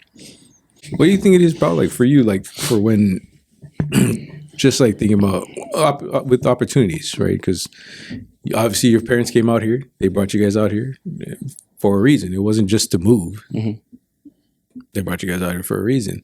And then you're already set forward because your kids are born and raised out here with those opportunities. Like, do you think if you were back home, and not taking anything away from back home, but we know it's, what's available to us there and what opportunities are there for us. But do you think like you would be able to do or give your kids the things that they're getting in this country now compared to? No, I don't think I would be able to. No. And if you wanted to, how would you have to do it? You'd have to bring them out here. You know what I'm saying? Yeah, you gotta find a way. The only way, why was it such a big deal to us to come out to the States for a World Series? Because there's opportunity to be seen. Mm-hmm. That's what all of us thought about. There's opportunity for exposure. That we wanted to be seen by other players. We wanted to see other players and how they play, stuff like that. We weren't being seen back home. I think that's why the dream dies kind of back home for baseball, because nobody else sees you except the family and friends. It's kind of the same thing.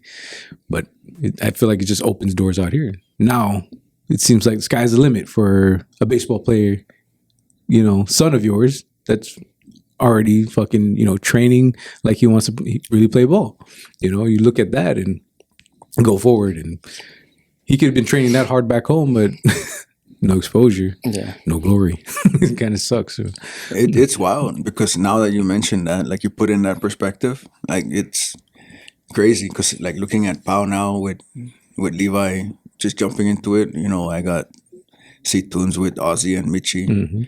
It's wild, man, because you can be back home and wanting to dream about being out here, and that's like a far-fetched idea.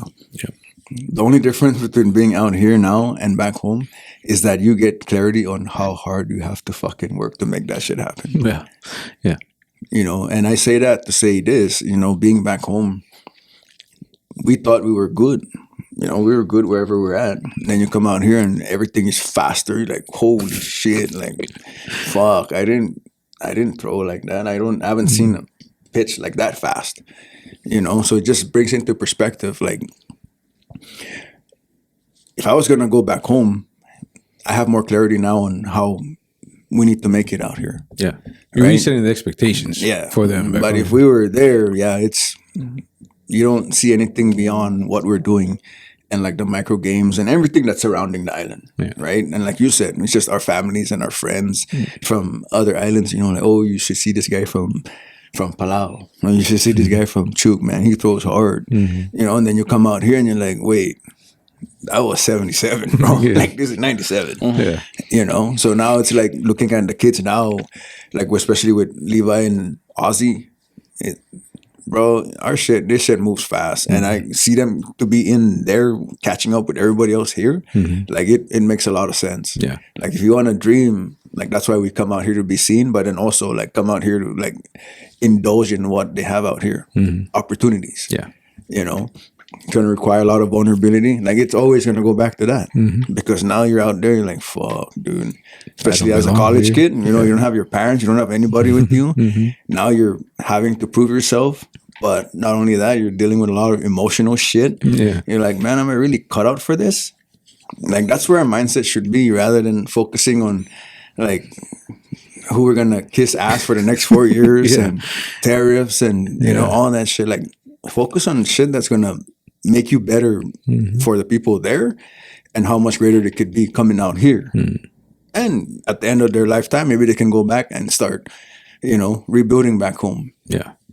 It's crazy because I know we can see ourselves moving back home now, like what we can do to live. Yeah. Right. But to your point, if we were living back there, bro, we were far from where we're going to be. Yeah. Like we wouldn't, like running is not a thing. That's a thing we just get tired talking about. Yeah.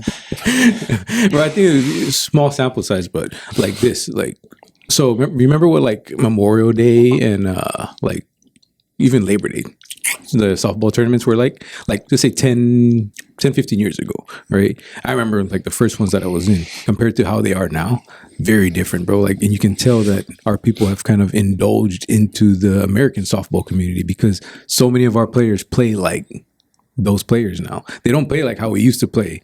Look, I mean, a 5-man infield, we never used to do that until what, 2020? Yeah. 2020, but that shit didn't happen. 2020, 2022, or 2019, 2018, something like that.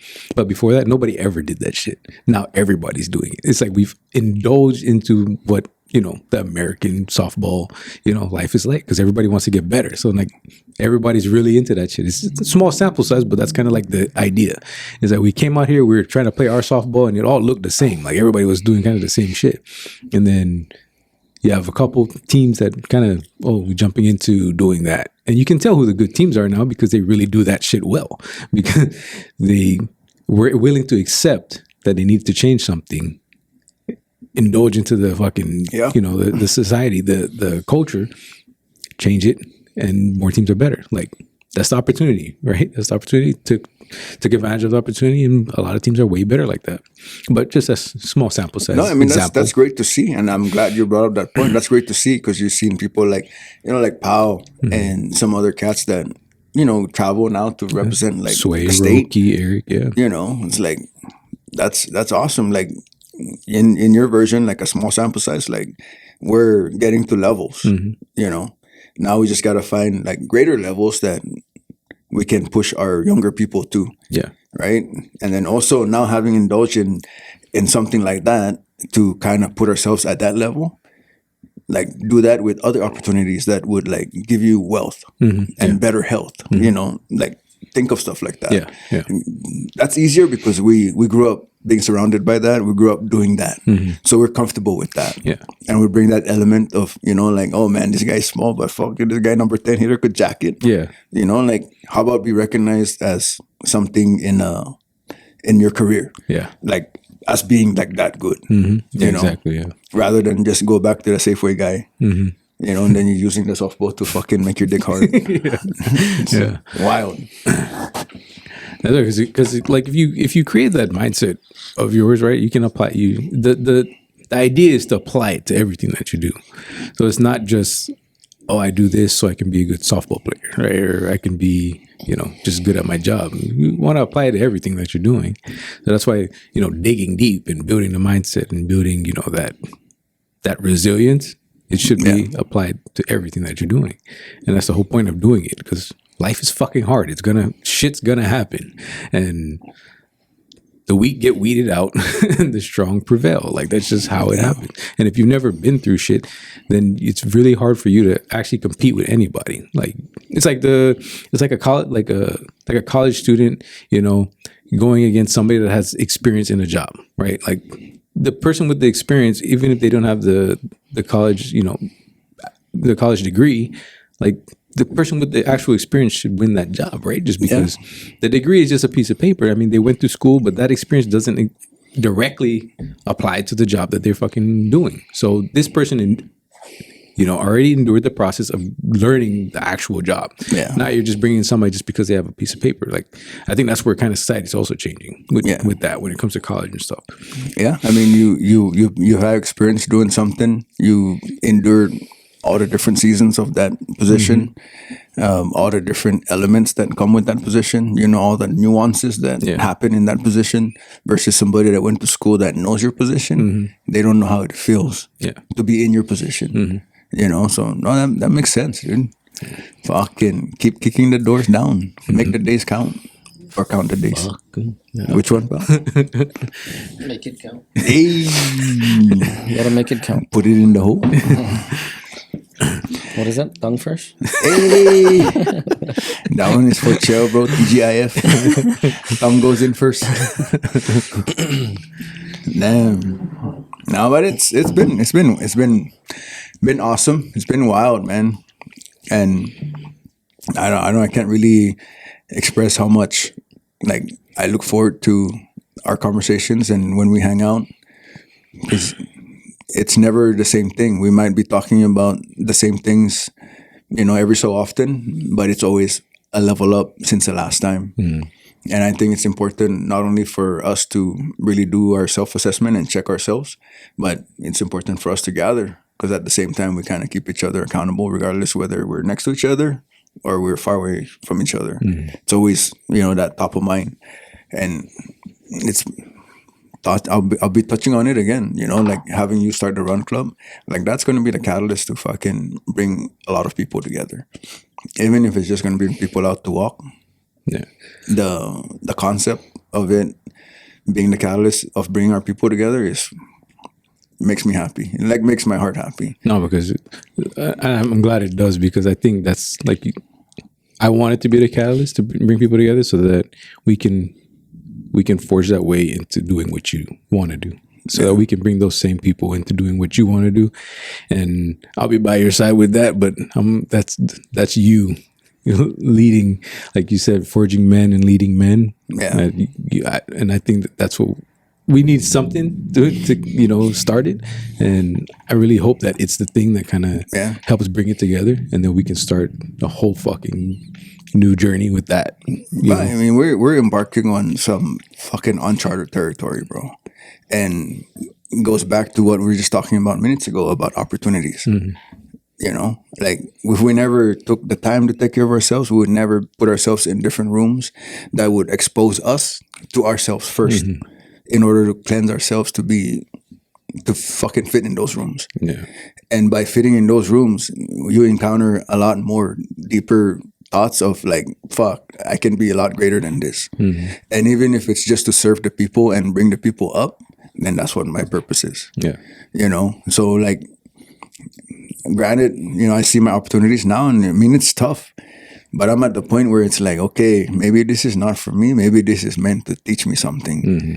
And I realized like who I've become just by showing up. Yeah. And it keeps going in circles. Now I'm back to like, fuck. I've always saw myself as a leader, quietly, like just my thoughts growing up. Even like being back home, like, I want to go to America and I want to do this and I want to come back and raise my people up. Like those were my thoughts from a very young age. Maybe that's why I give so much gratitude now, because he's brought me this far and he's put me through all kinds of nonsense just to forge me to be something that I can be, like show people like, okay, you can believe me because I did all this shit and this is who I am now, And just to look at all the men that we surround ourselves with and taking all the lessons that they give me, bro, that shit's not free. Yeah. It is not free. Like I do pay the price. And if it's working out or being vulnerable, like that's the price I pay. But I'm more happy to just keep pushing myself in there because I know how much greater everybody would feel just by stepping across and not feeling comfort. But being comfortable where you were never thought you see yourself at. And look at Pao. Like I always tell Pao, like Pao is probably like years or months behind me. Like everything that he's going through, like inside, like I've gone through that. And me putting myself where I'm at now, well, it's tough. And I know it'll be tough for him. That's why I always say, brother, you're not too far behind. But can you imagine that there is more people like us that are very timid and shy? And I think it blocks us from really potentially pushing ourselves to great opportunities because it's like you're battling something. And I don't know if it's something that we were raised with, just something about our island pride that we're just like timid. We only want to fight. We don't want to talk through things. Yeah, 0 to 100. Yeah. Oh, I see red, but it's just a constant, days of me indulging myself into doing jiu-jitsu and having hard conversations with fucking quality people and doing hard things. It's like now, it's like we say in jiu-jitsu, like the mats, they show you who you're not. You can say, oh yeah, right, I'll fuck you up. You get on the mats and it'll show you like who the hell you're not. Yeah. That's how I've learned to assess life. I'm just trying to figure a way out to translate that to make people understand. Like, just lower your shit and let's start taking in like quality shit to start, our growth.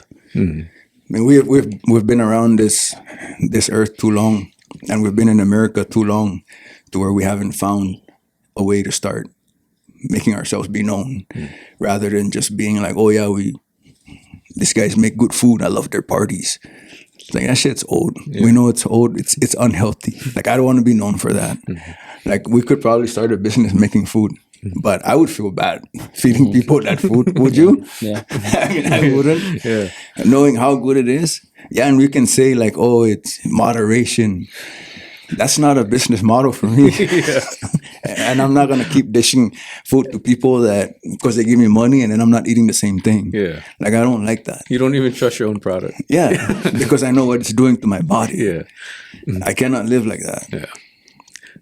I feel that. Same thing with the information and the way that I'm building myself. It's like I want to give myself to you whole, so that whether I'm telling you, if I'm telling you what I'm doing, like like okay, yeah, this motherfucker's been through this shit.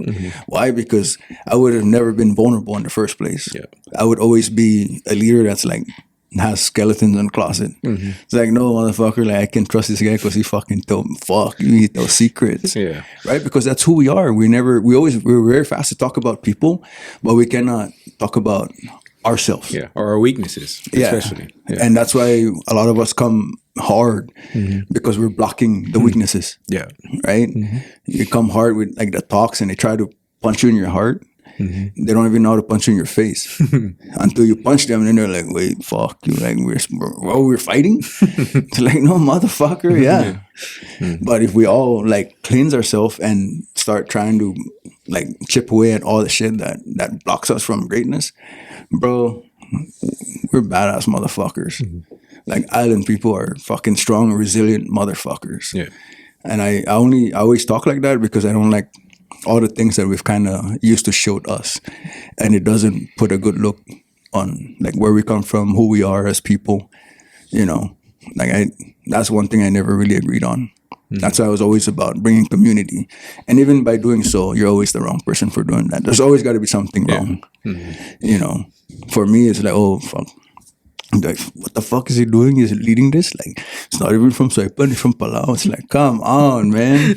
Like, so why don't you step up and lead the damn thing? Yeah. You know? It's always the ones that don't want to do anything or don't want to lead or they can't lead. They're willing to say shit like that. They're finding a negative just to make themselves feel good, right?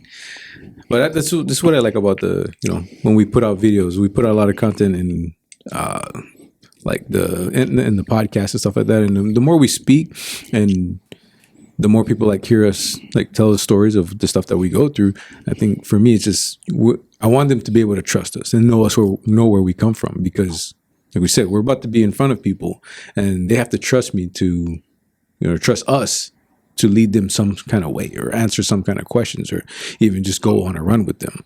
Like, if not, why, like, if we don't put ourselves out there and they don't know, then they're going to know us. Like, this is how they're going to know us. Cause like, we can't, it's not like we're going to sit there face to face all the time.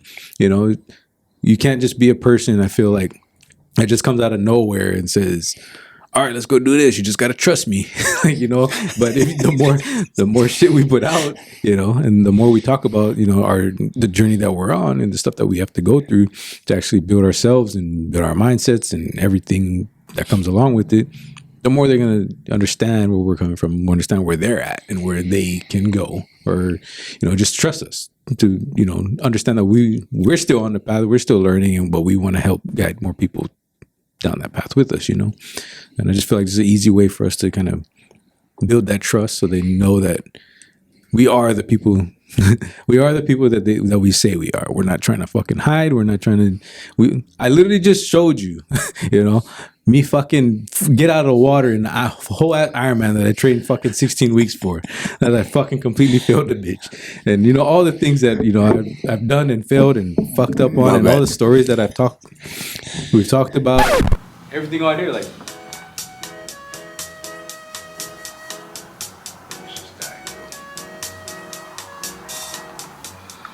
Oh, his battery? Yeah. Oh, P-break. You see the... Man, I was just about to ask Paul a question. Damn it.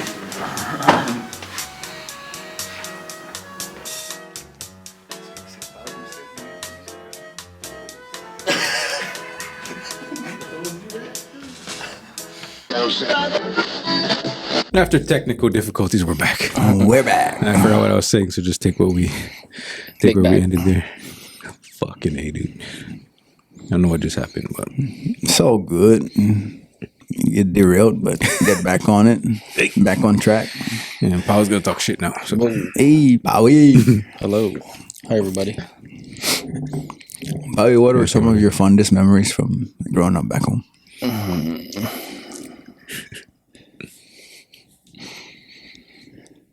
When we play marbles, bro, at your house, bro. I was fucking good at marbles, bro. I'm not gonna I was spoke to, bro. Used to hand just, like that. Just playing, with my cousins. Just doing stupid shit. Ooh, tell me more. Getting in trouble, fucking making some fire stick, burning down the whole farm or something like that. Almost burning down the whole farm, I would never taken you for a kid like that, man. I thought you were like an altar boy. No. Barely went to church. Oh.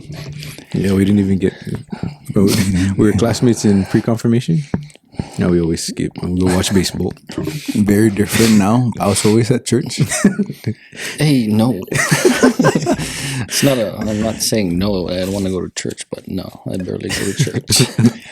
No, that's wild. I feel like Pao would be the one breaking everybody's marble with this fucking big one, just fucking...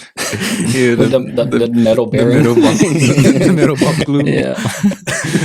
Just fucking taking everybody's marbles. Yeah. Has there been anything that you've gone through back home that has helped you here? Like an experience or something that happened, something that you learned that has helped you in an instance since you've been out here in America? Just always working hard. That's valid. Yeah. I mean, I've seen that in my dad, honestly. Just day in, day out, always working, always wanting to, provide for him, for his family, and just always making sure that things are done the way it's supposed to be done. No shortcuts. And yeah, that's what I took a lot from him back home and carried out here. And I still do that till today. I mean, I can see that. I can see that, and those are like very good qualities that we get from our people, right? Like you can see our people that are in the workforce out here, and you can always count that they're gonna be like in everybody's top of mind. Like, oh yeah, that guy is good.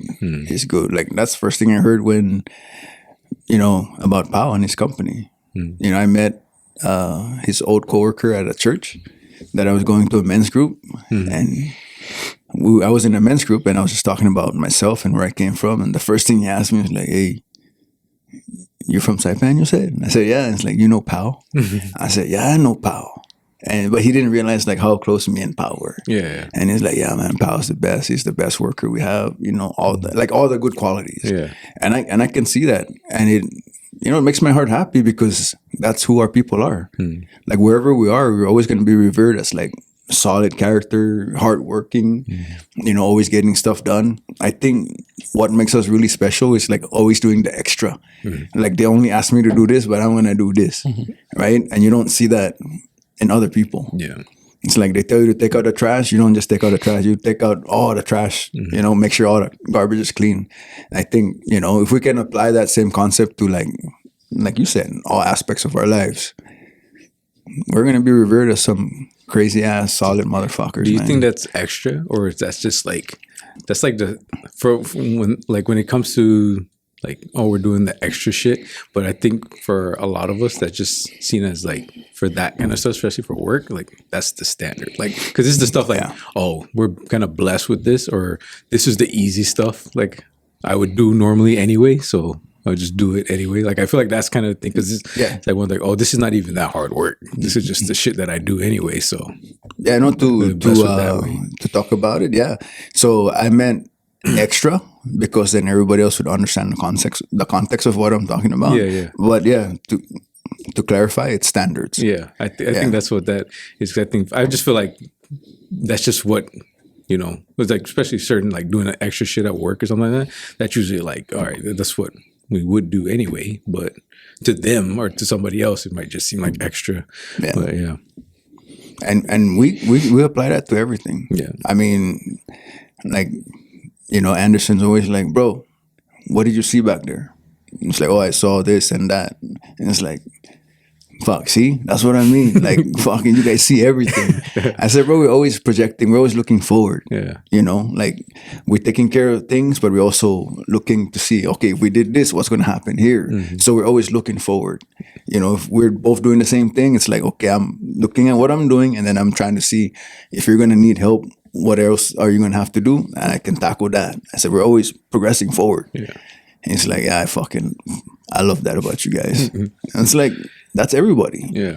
I mean, I'm not going to say everybody because there's some lazy ass motherfuckers, but 100%. Just stating facts. Yeah. That's for damn sure, bro. But just like everything else and everybody else, there's always those complexities in all the different cultures and different people around the world. Yeah. It's not just subjected to our people. We only talk about our people because we want the best for our own.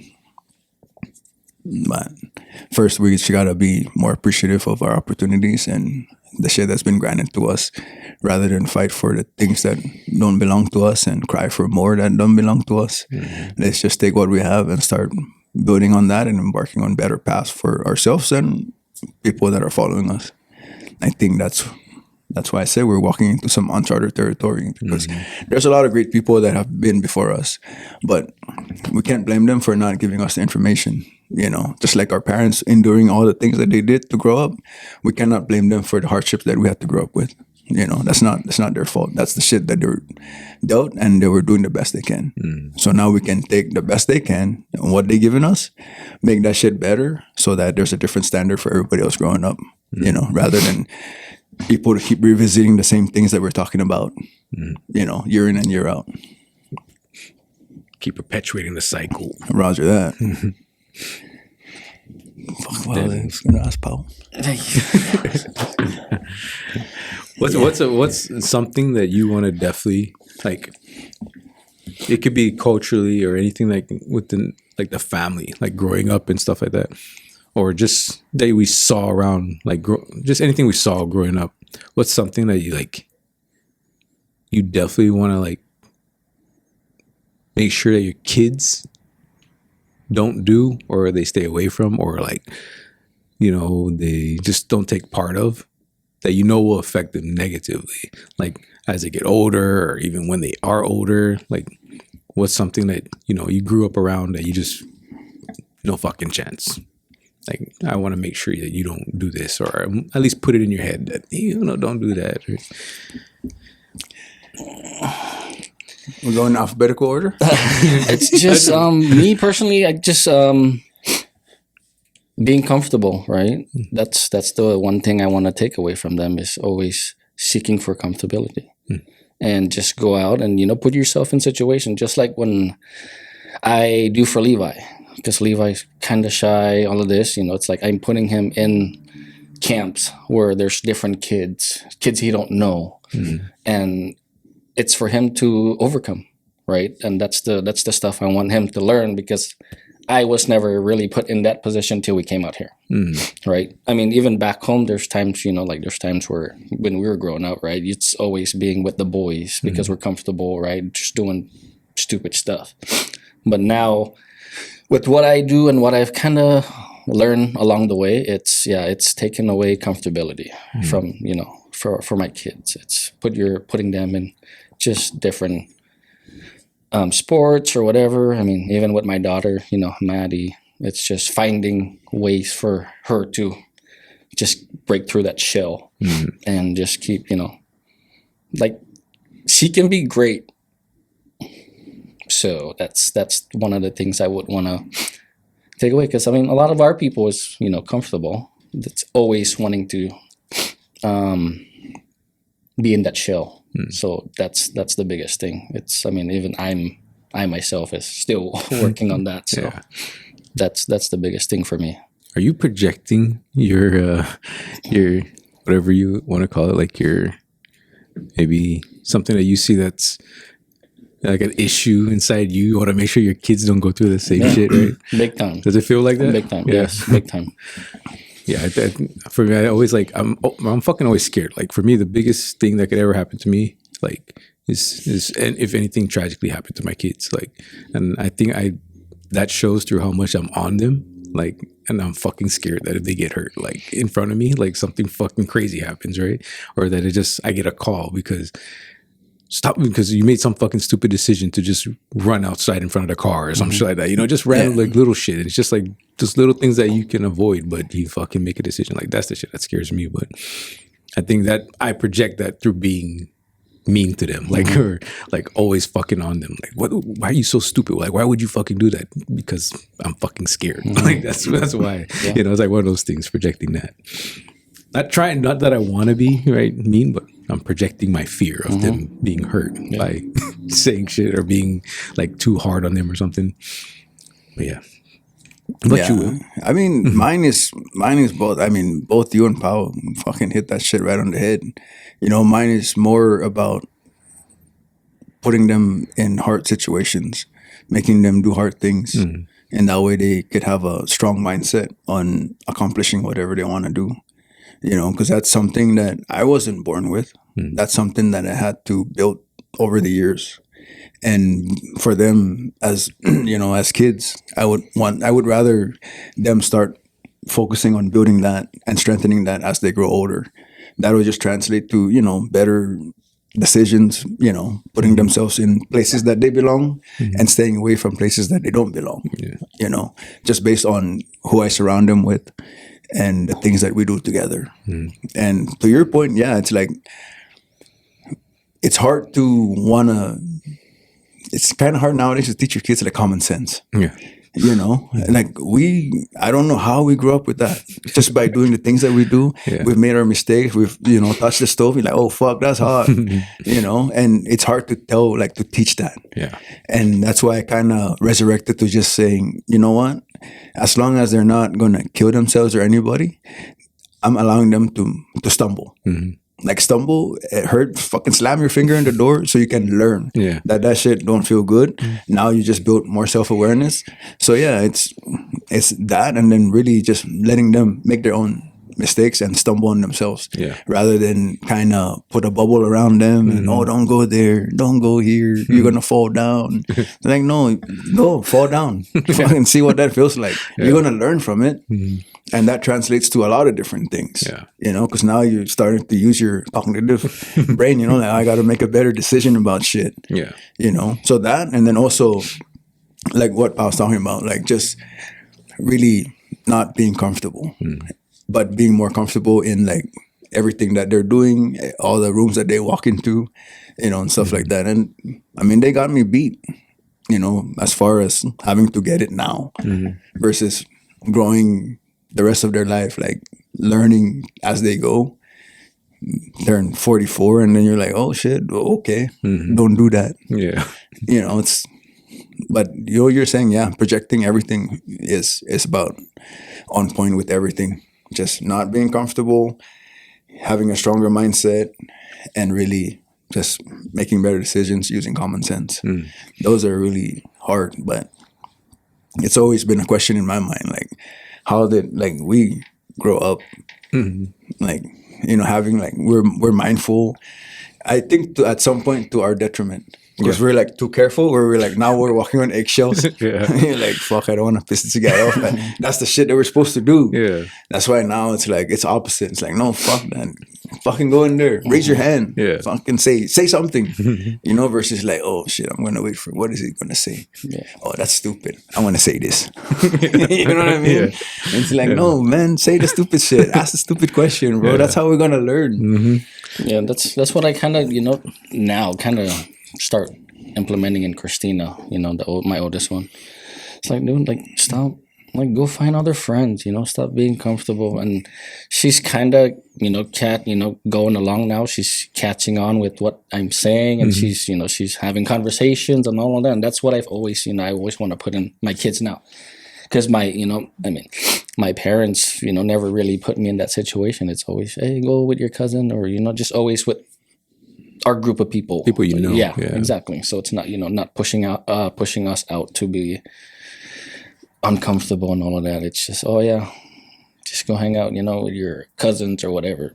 But I've always told her since she's gotten to high school, it's like, just go find a different group that'll, everybody would benefit within each other, not just, not for their pleasure or whatever. You're going to friend's house because they want you there. It's like, no, fucking find a different group of people. Yeah, or your friends that you're gonna pay for the movies, and that so they don't have to bring their Cash App card. Yeah, that's wild. Yeah, dude. I don't know.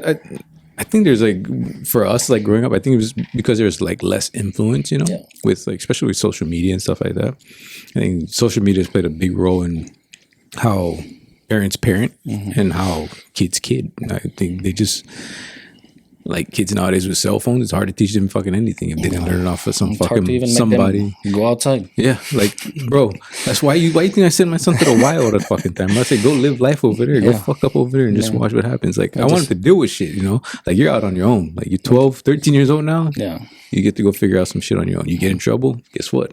I'm probably not gonna save you. I won't be there to save you. You run your mouth. And that's one of the skills, one of the things I think I learned, especially growing up back home, knowing that I was a lot of the time the odd man out, right? So like I'm the half black kid, right? So I got to learn how to talk to people. You sit in the back of the bus? In the back of the classroom, yeah.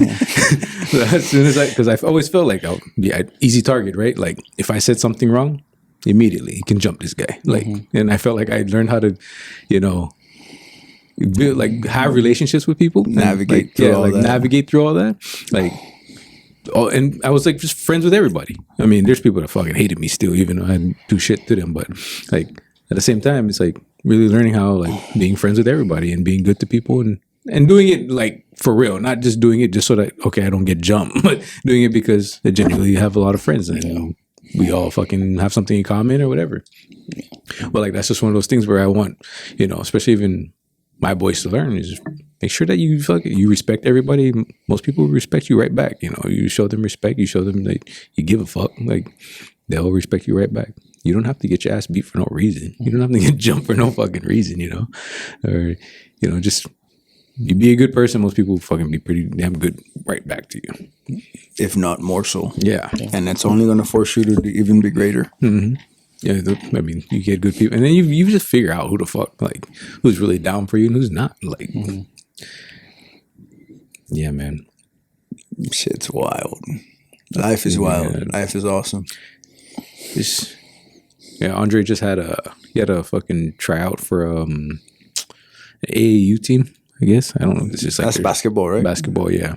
So, and he's tripping because he tried out like last time or something like that. He didn't make it, and then. He's just like, man, I'm nervous. I don't know. Like, I didn't make it last time and all this shit. I'm like, dude, because you're really just trying to do something you're not, you know, that you don't do. Like, you're trying to showcase skills that you don't really have. Like, you're trying to be a scorer and all this stuff. And he knows what his strengths are in the game. It's like, use your strengths, bro. Like, that's what you can control. Do that stuff good. And, you know, the main thing that I would, like, you said it earlier, and I fucking tell him that. I've told him this since he was a fucking, like, playing baseball young.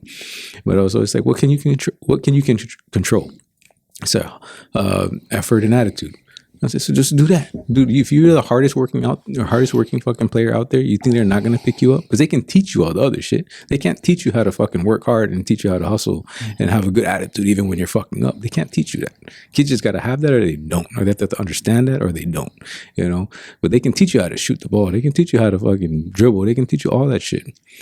But if you're fucking lazy, they're not going to want to teach you nothing. So just fucking go out there and do that. Yeah. And then he went out and he had apparently he had a good ass fucking tryout. So we'll find out. But he came back. He was pretty fucking excited about it. He says, you know, he did better than the last time. But I feel like I'm in that time, you know, when the kids are going through stuff, especially Andre. Andre's already 13, bro. Like, I can't even believe I have a 13-year-old kid, bro. Fuck, it's a 13-year-old boy. And I was doing some crazy things at 13 years old, you know, but just knowing that he's in that space now, like I got to make sure I know how to fucking respond to him and get the most out of him. Like I'm still hard on him. Like everybody knows that I'm fucking hard as hell on him, but I just want greatness for him, you know? And I feel like if I'm too easy on him and I let him skate by and get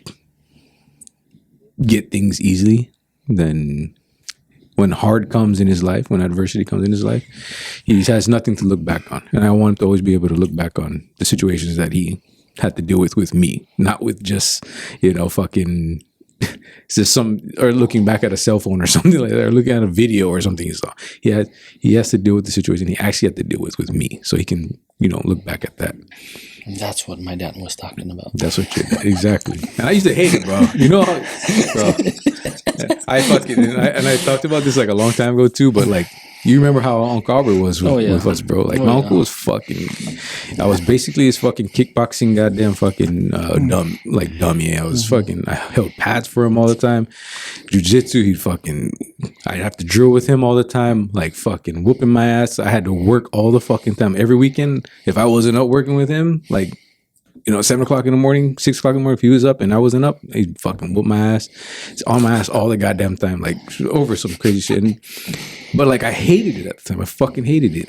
But I'm so glad he did all of that. Yeah. Like, I'm so fucking thankful he did all of that. Like, I know he knows I hated that shit. And I know, like, he probably thinks about it too and be like, damn, I was fucking pretty hard on that motherfucker. Oh, but yeah. And he talked shit too. Yeah, he talked hella shit, bro. Like, anytime I looked at him the wrong way, like, I'll fuck you up. Like, pretty much, like, that's it. Like, he'll fuck me up, dude. And it's just like, I'm so glad he did that to me, you know? Like, I'm so glad because it made me able to walk the earth as a different person than I could have been. Like, I could have been very fucking, like, afraid to do anything. Or arrogant. Or, yeah, acting like I was fucking something I wasn't, you know? You still talk, you talk to him often? I don't talk to him a lot now.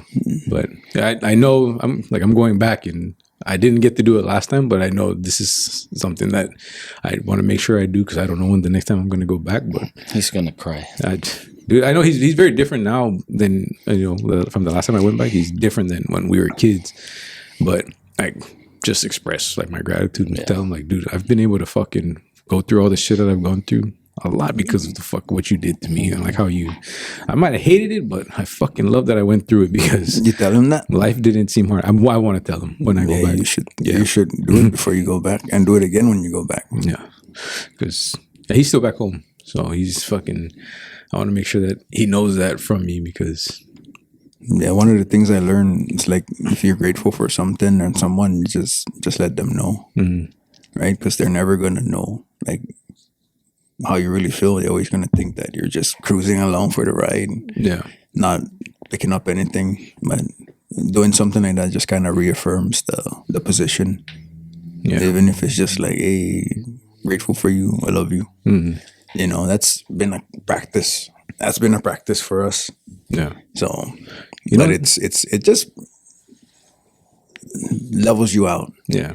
And really think about who you're giving gratitude for, and then not only that, more of everything that you accomplished, gone through, and who was with you, the people that gave you the truth, the hard conversations, all the lessons. Yeah, it's good because then it's like a constant reminder, especially when you're assessing yourself, you know. Like a lot of us we're far greater at being harder on ourselves than we are at giving grace to ourselves. And I think, you know, but I know that having gratitude for all that you've gone through, it only affirms like all the hard work that you've done. And if you haven't, then it shows you that you need to start. Yeah. That's facts. You know when I really started recognizing that though, like really like seeing like just understanding that other people, like people grow up so differently.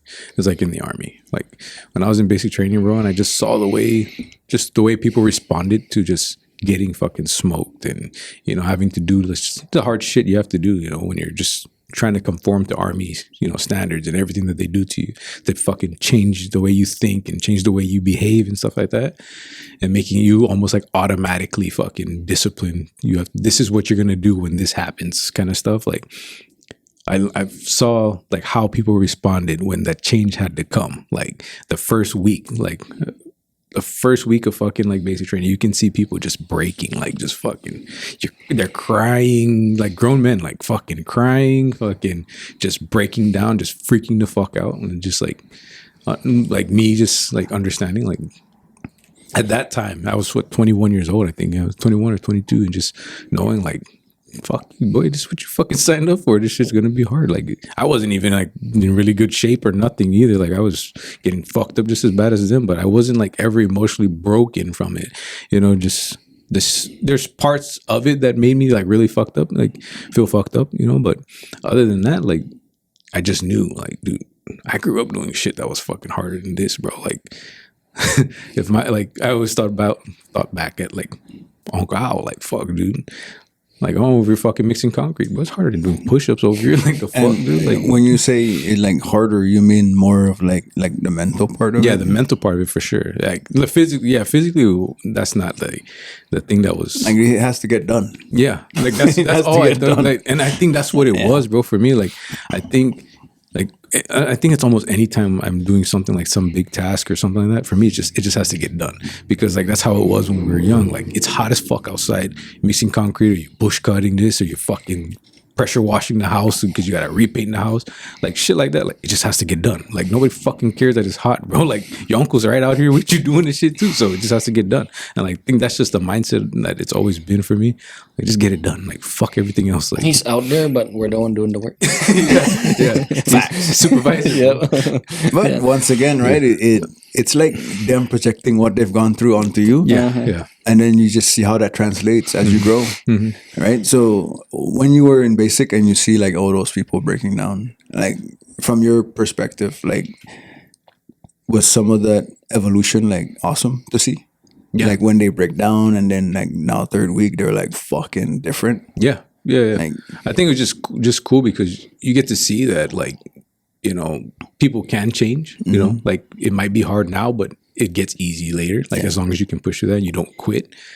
But it's just also knowing that you already went through that before having to come through. And they've never been through anything that hard. You know? So it's just seeing that, like, just people go through their hard, that kind of open their mind to that and have some kind of emotional intelligence when it comes to those hard, you know, situations already before going into certain things, like a big life change, like joining the military.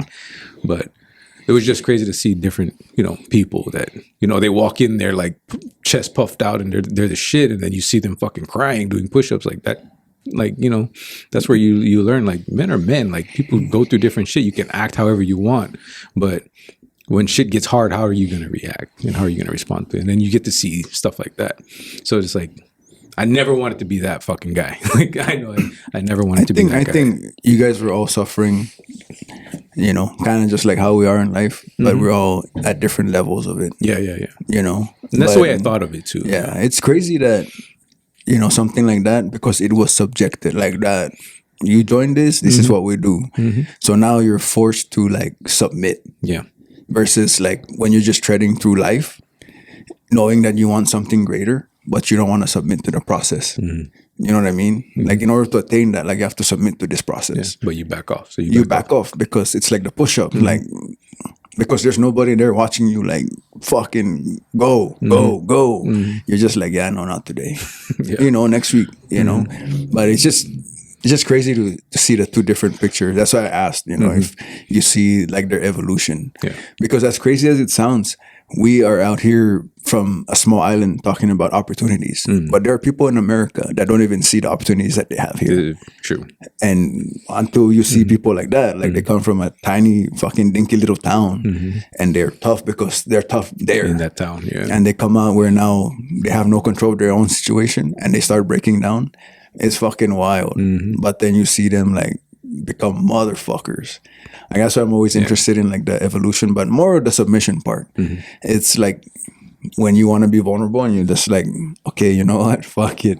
Like, it's going to hurt, but I want that. Yeah. You know, that's where it's at. Yeah. It's having to walk through that fire. That's the wild part. And I think that's where we get separated from everybody else that is over there. Yeah, true. Yeah, I think that's the one thing like that I noticed too. A lot of those guys too that would break, or like those parts were very hard for them in the beginning.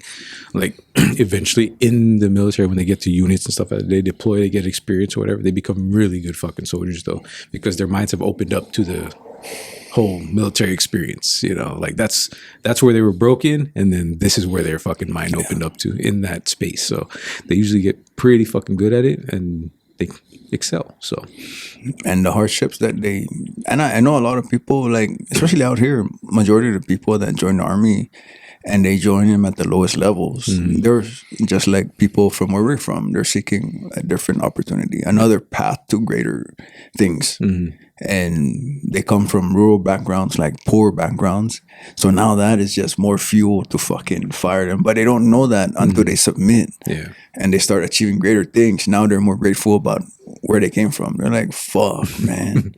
Now they're the ones on Sean Ryan telling the fucking best stories. Yeah. Of fucking just growing up like hard. Yeah.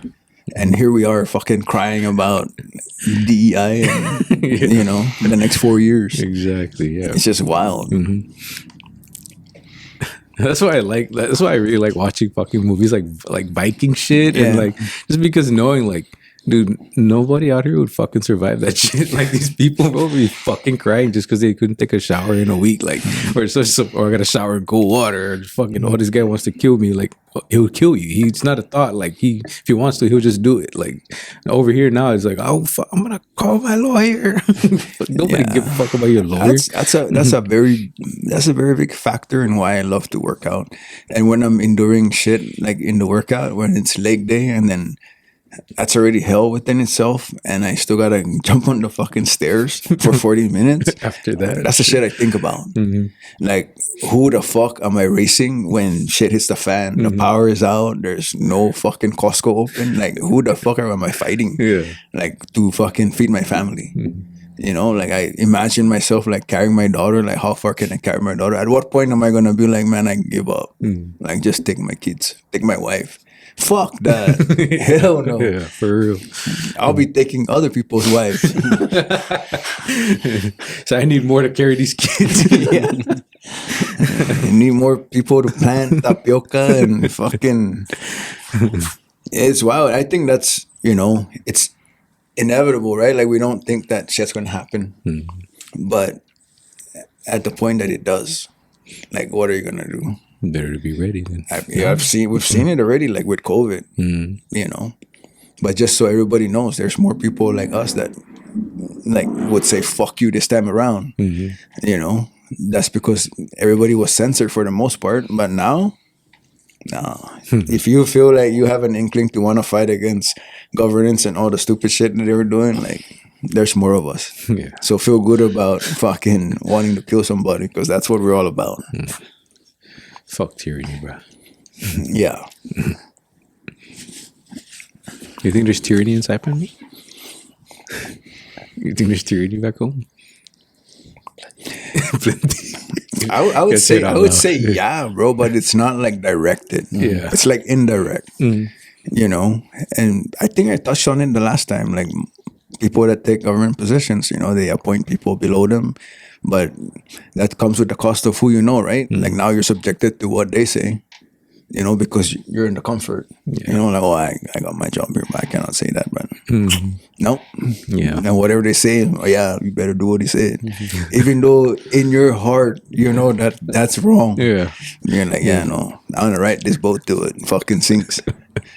But I would say there's tyranny, and there's, you know, I think back home in the islands, there's lots of fucking heavy ass racism. Like, I feel that, and I think that's just the way everything is, the way we were raised. I mean, I wouldn't say that it's like directed the way we see it now. Like, people project racism, but we just grew up like that. I mean, like, I'll take it. You know, like, oh, fuck you, this palao. Like, that's racist. But I don't give a fuck. Yeah. You know? I will fucking second that, and I will say yes, that's absolutely fucking true. I've never been to a place more. I love fucking the island I grew up on. I love Saipan, but I definitely know that is the most racist place I've ever been. I've never been to a place where that called me the N-word more than than fucking back home. Like, I was called that fucking almost on the daily, and I didn't care. Like, it wasn't a big deal to me. It was whatever. But I knew that was wrong, you know? And I saw, like, how people of different races were treated. And I think because I was always called that, I never treated anybody else any differently. Just because I didn't see anything, you know. Saw people lived certain ways. People had hardships. And I don't know. I think fucking fortunately for me, like, I didn't give a fuck. And I didn't care. I didn't judge them off of that. But, like, for sure, the way the way racism is pushed out here, like, so hard, like, with end racism and all that stuff, like, dude, that shit's not going away. It's just the way people see people certain ways, and that's just how it's gonna be. It's the way you profile somebody if you think they're dangerous or not. Like, it's all just like that. That's just how it works. That's human behavior. But, like, the way people, like, talk about it now, and the way that, at least I feel like maybe we've seen that's just narrative to feed their propaganda so they can funnel more money. Yeah, I mean, it's just creating false programs and more line items just so they can charge you more and tax you more and pay themselves more, and they're not fixing anything. Yeah, they're really not. You're not going to end racism by, like, putting money into fucking things. Like, it's not going to happen. And racism is not going to go away. You have a better chance of it going away even if you just stop fucking talking about it. Stop fucking talking about race and shit like that.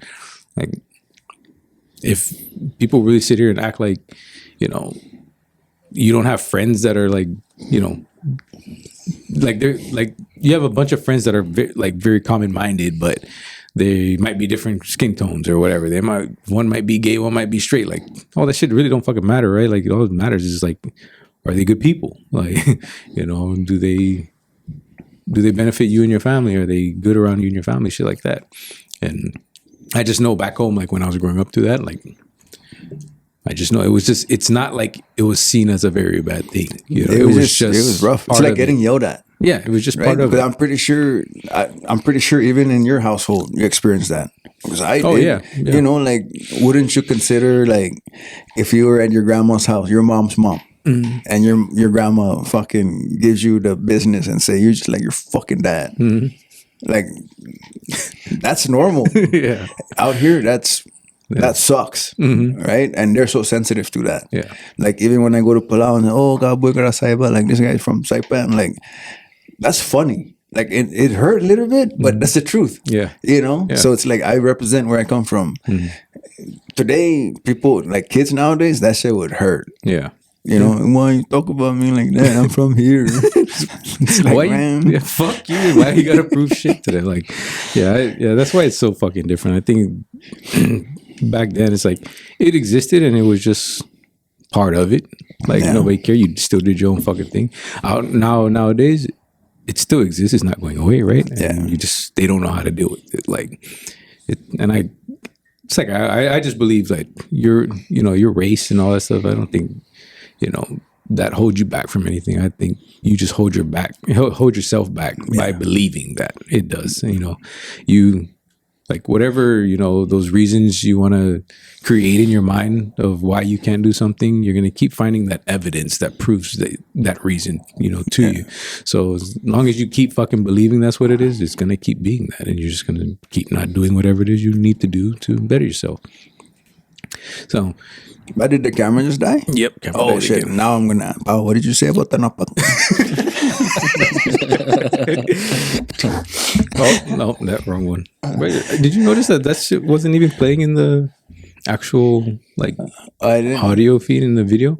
I don't think it played. Like maybe I think it did once or twice, but when I was hitting that shit, it wasn't really going. No, but yeah, camera die. It will make it a little bit easier for our editor.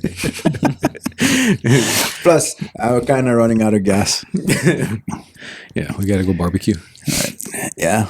I don't really care for the Super Bowl. I just watching the Super Bowl because I get to hang out with my boys. Yeah, that's the only reason why we do it. So we can pod and just chill together today.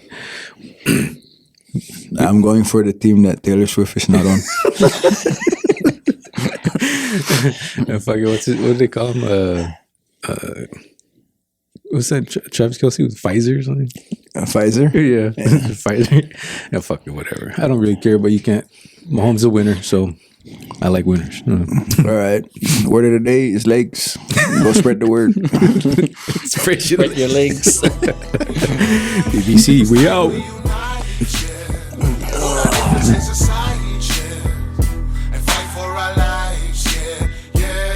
Said the haters in the morning way before the sunrise. Didn't give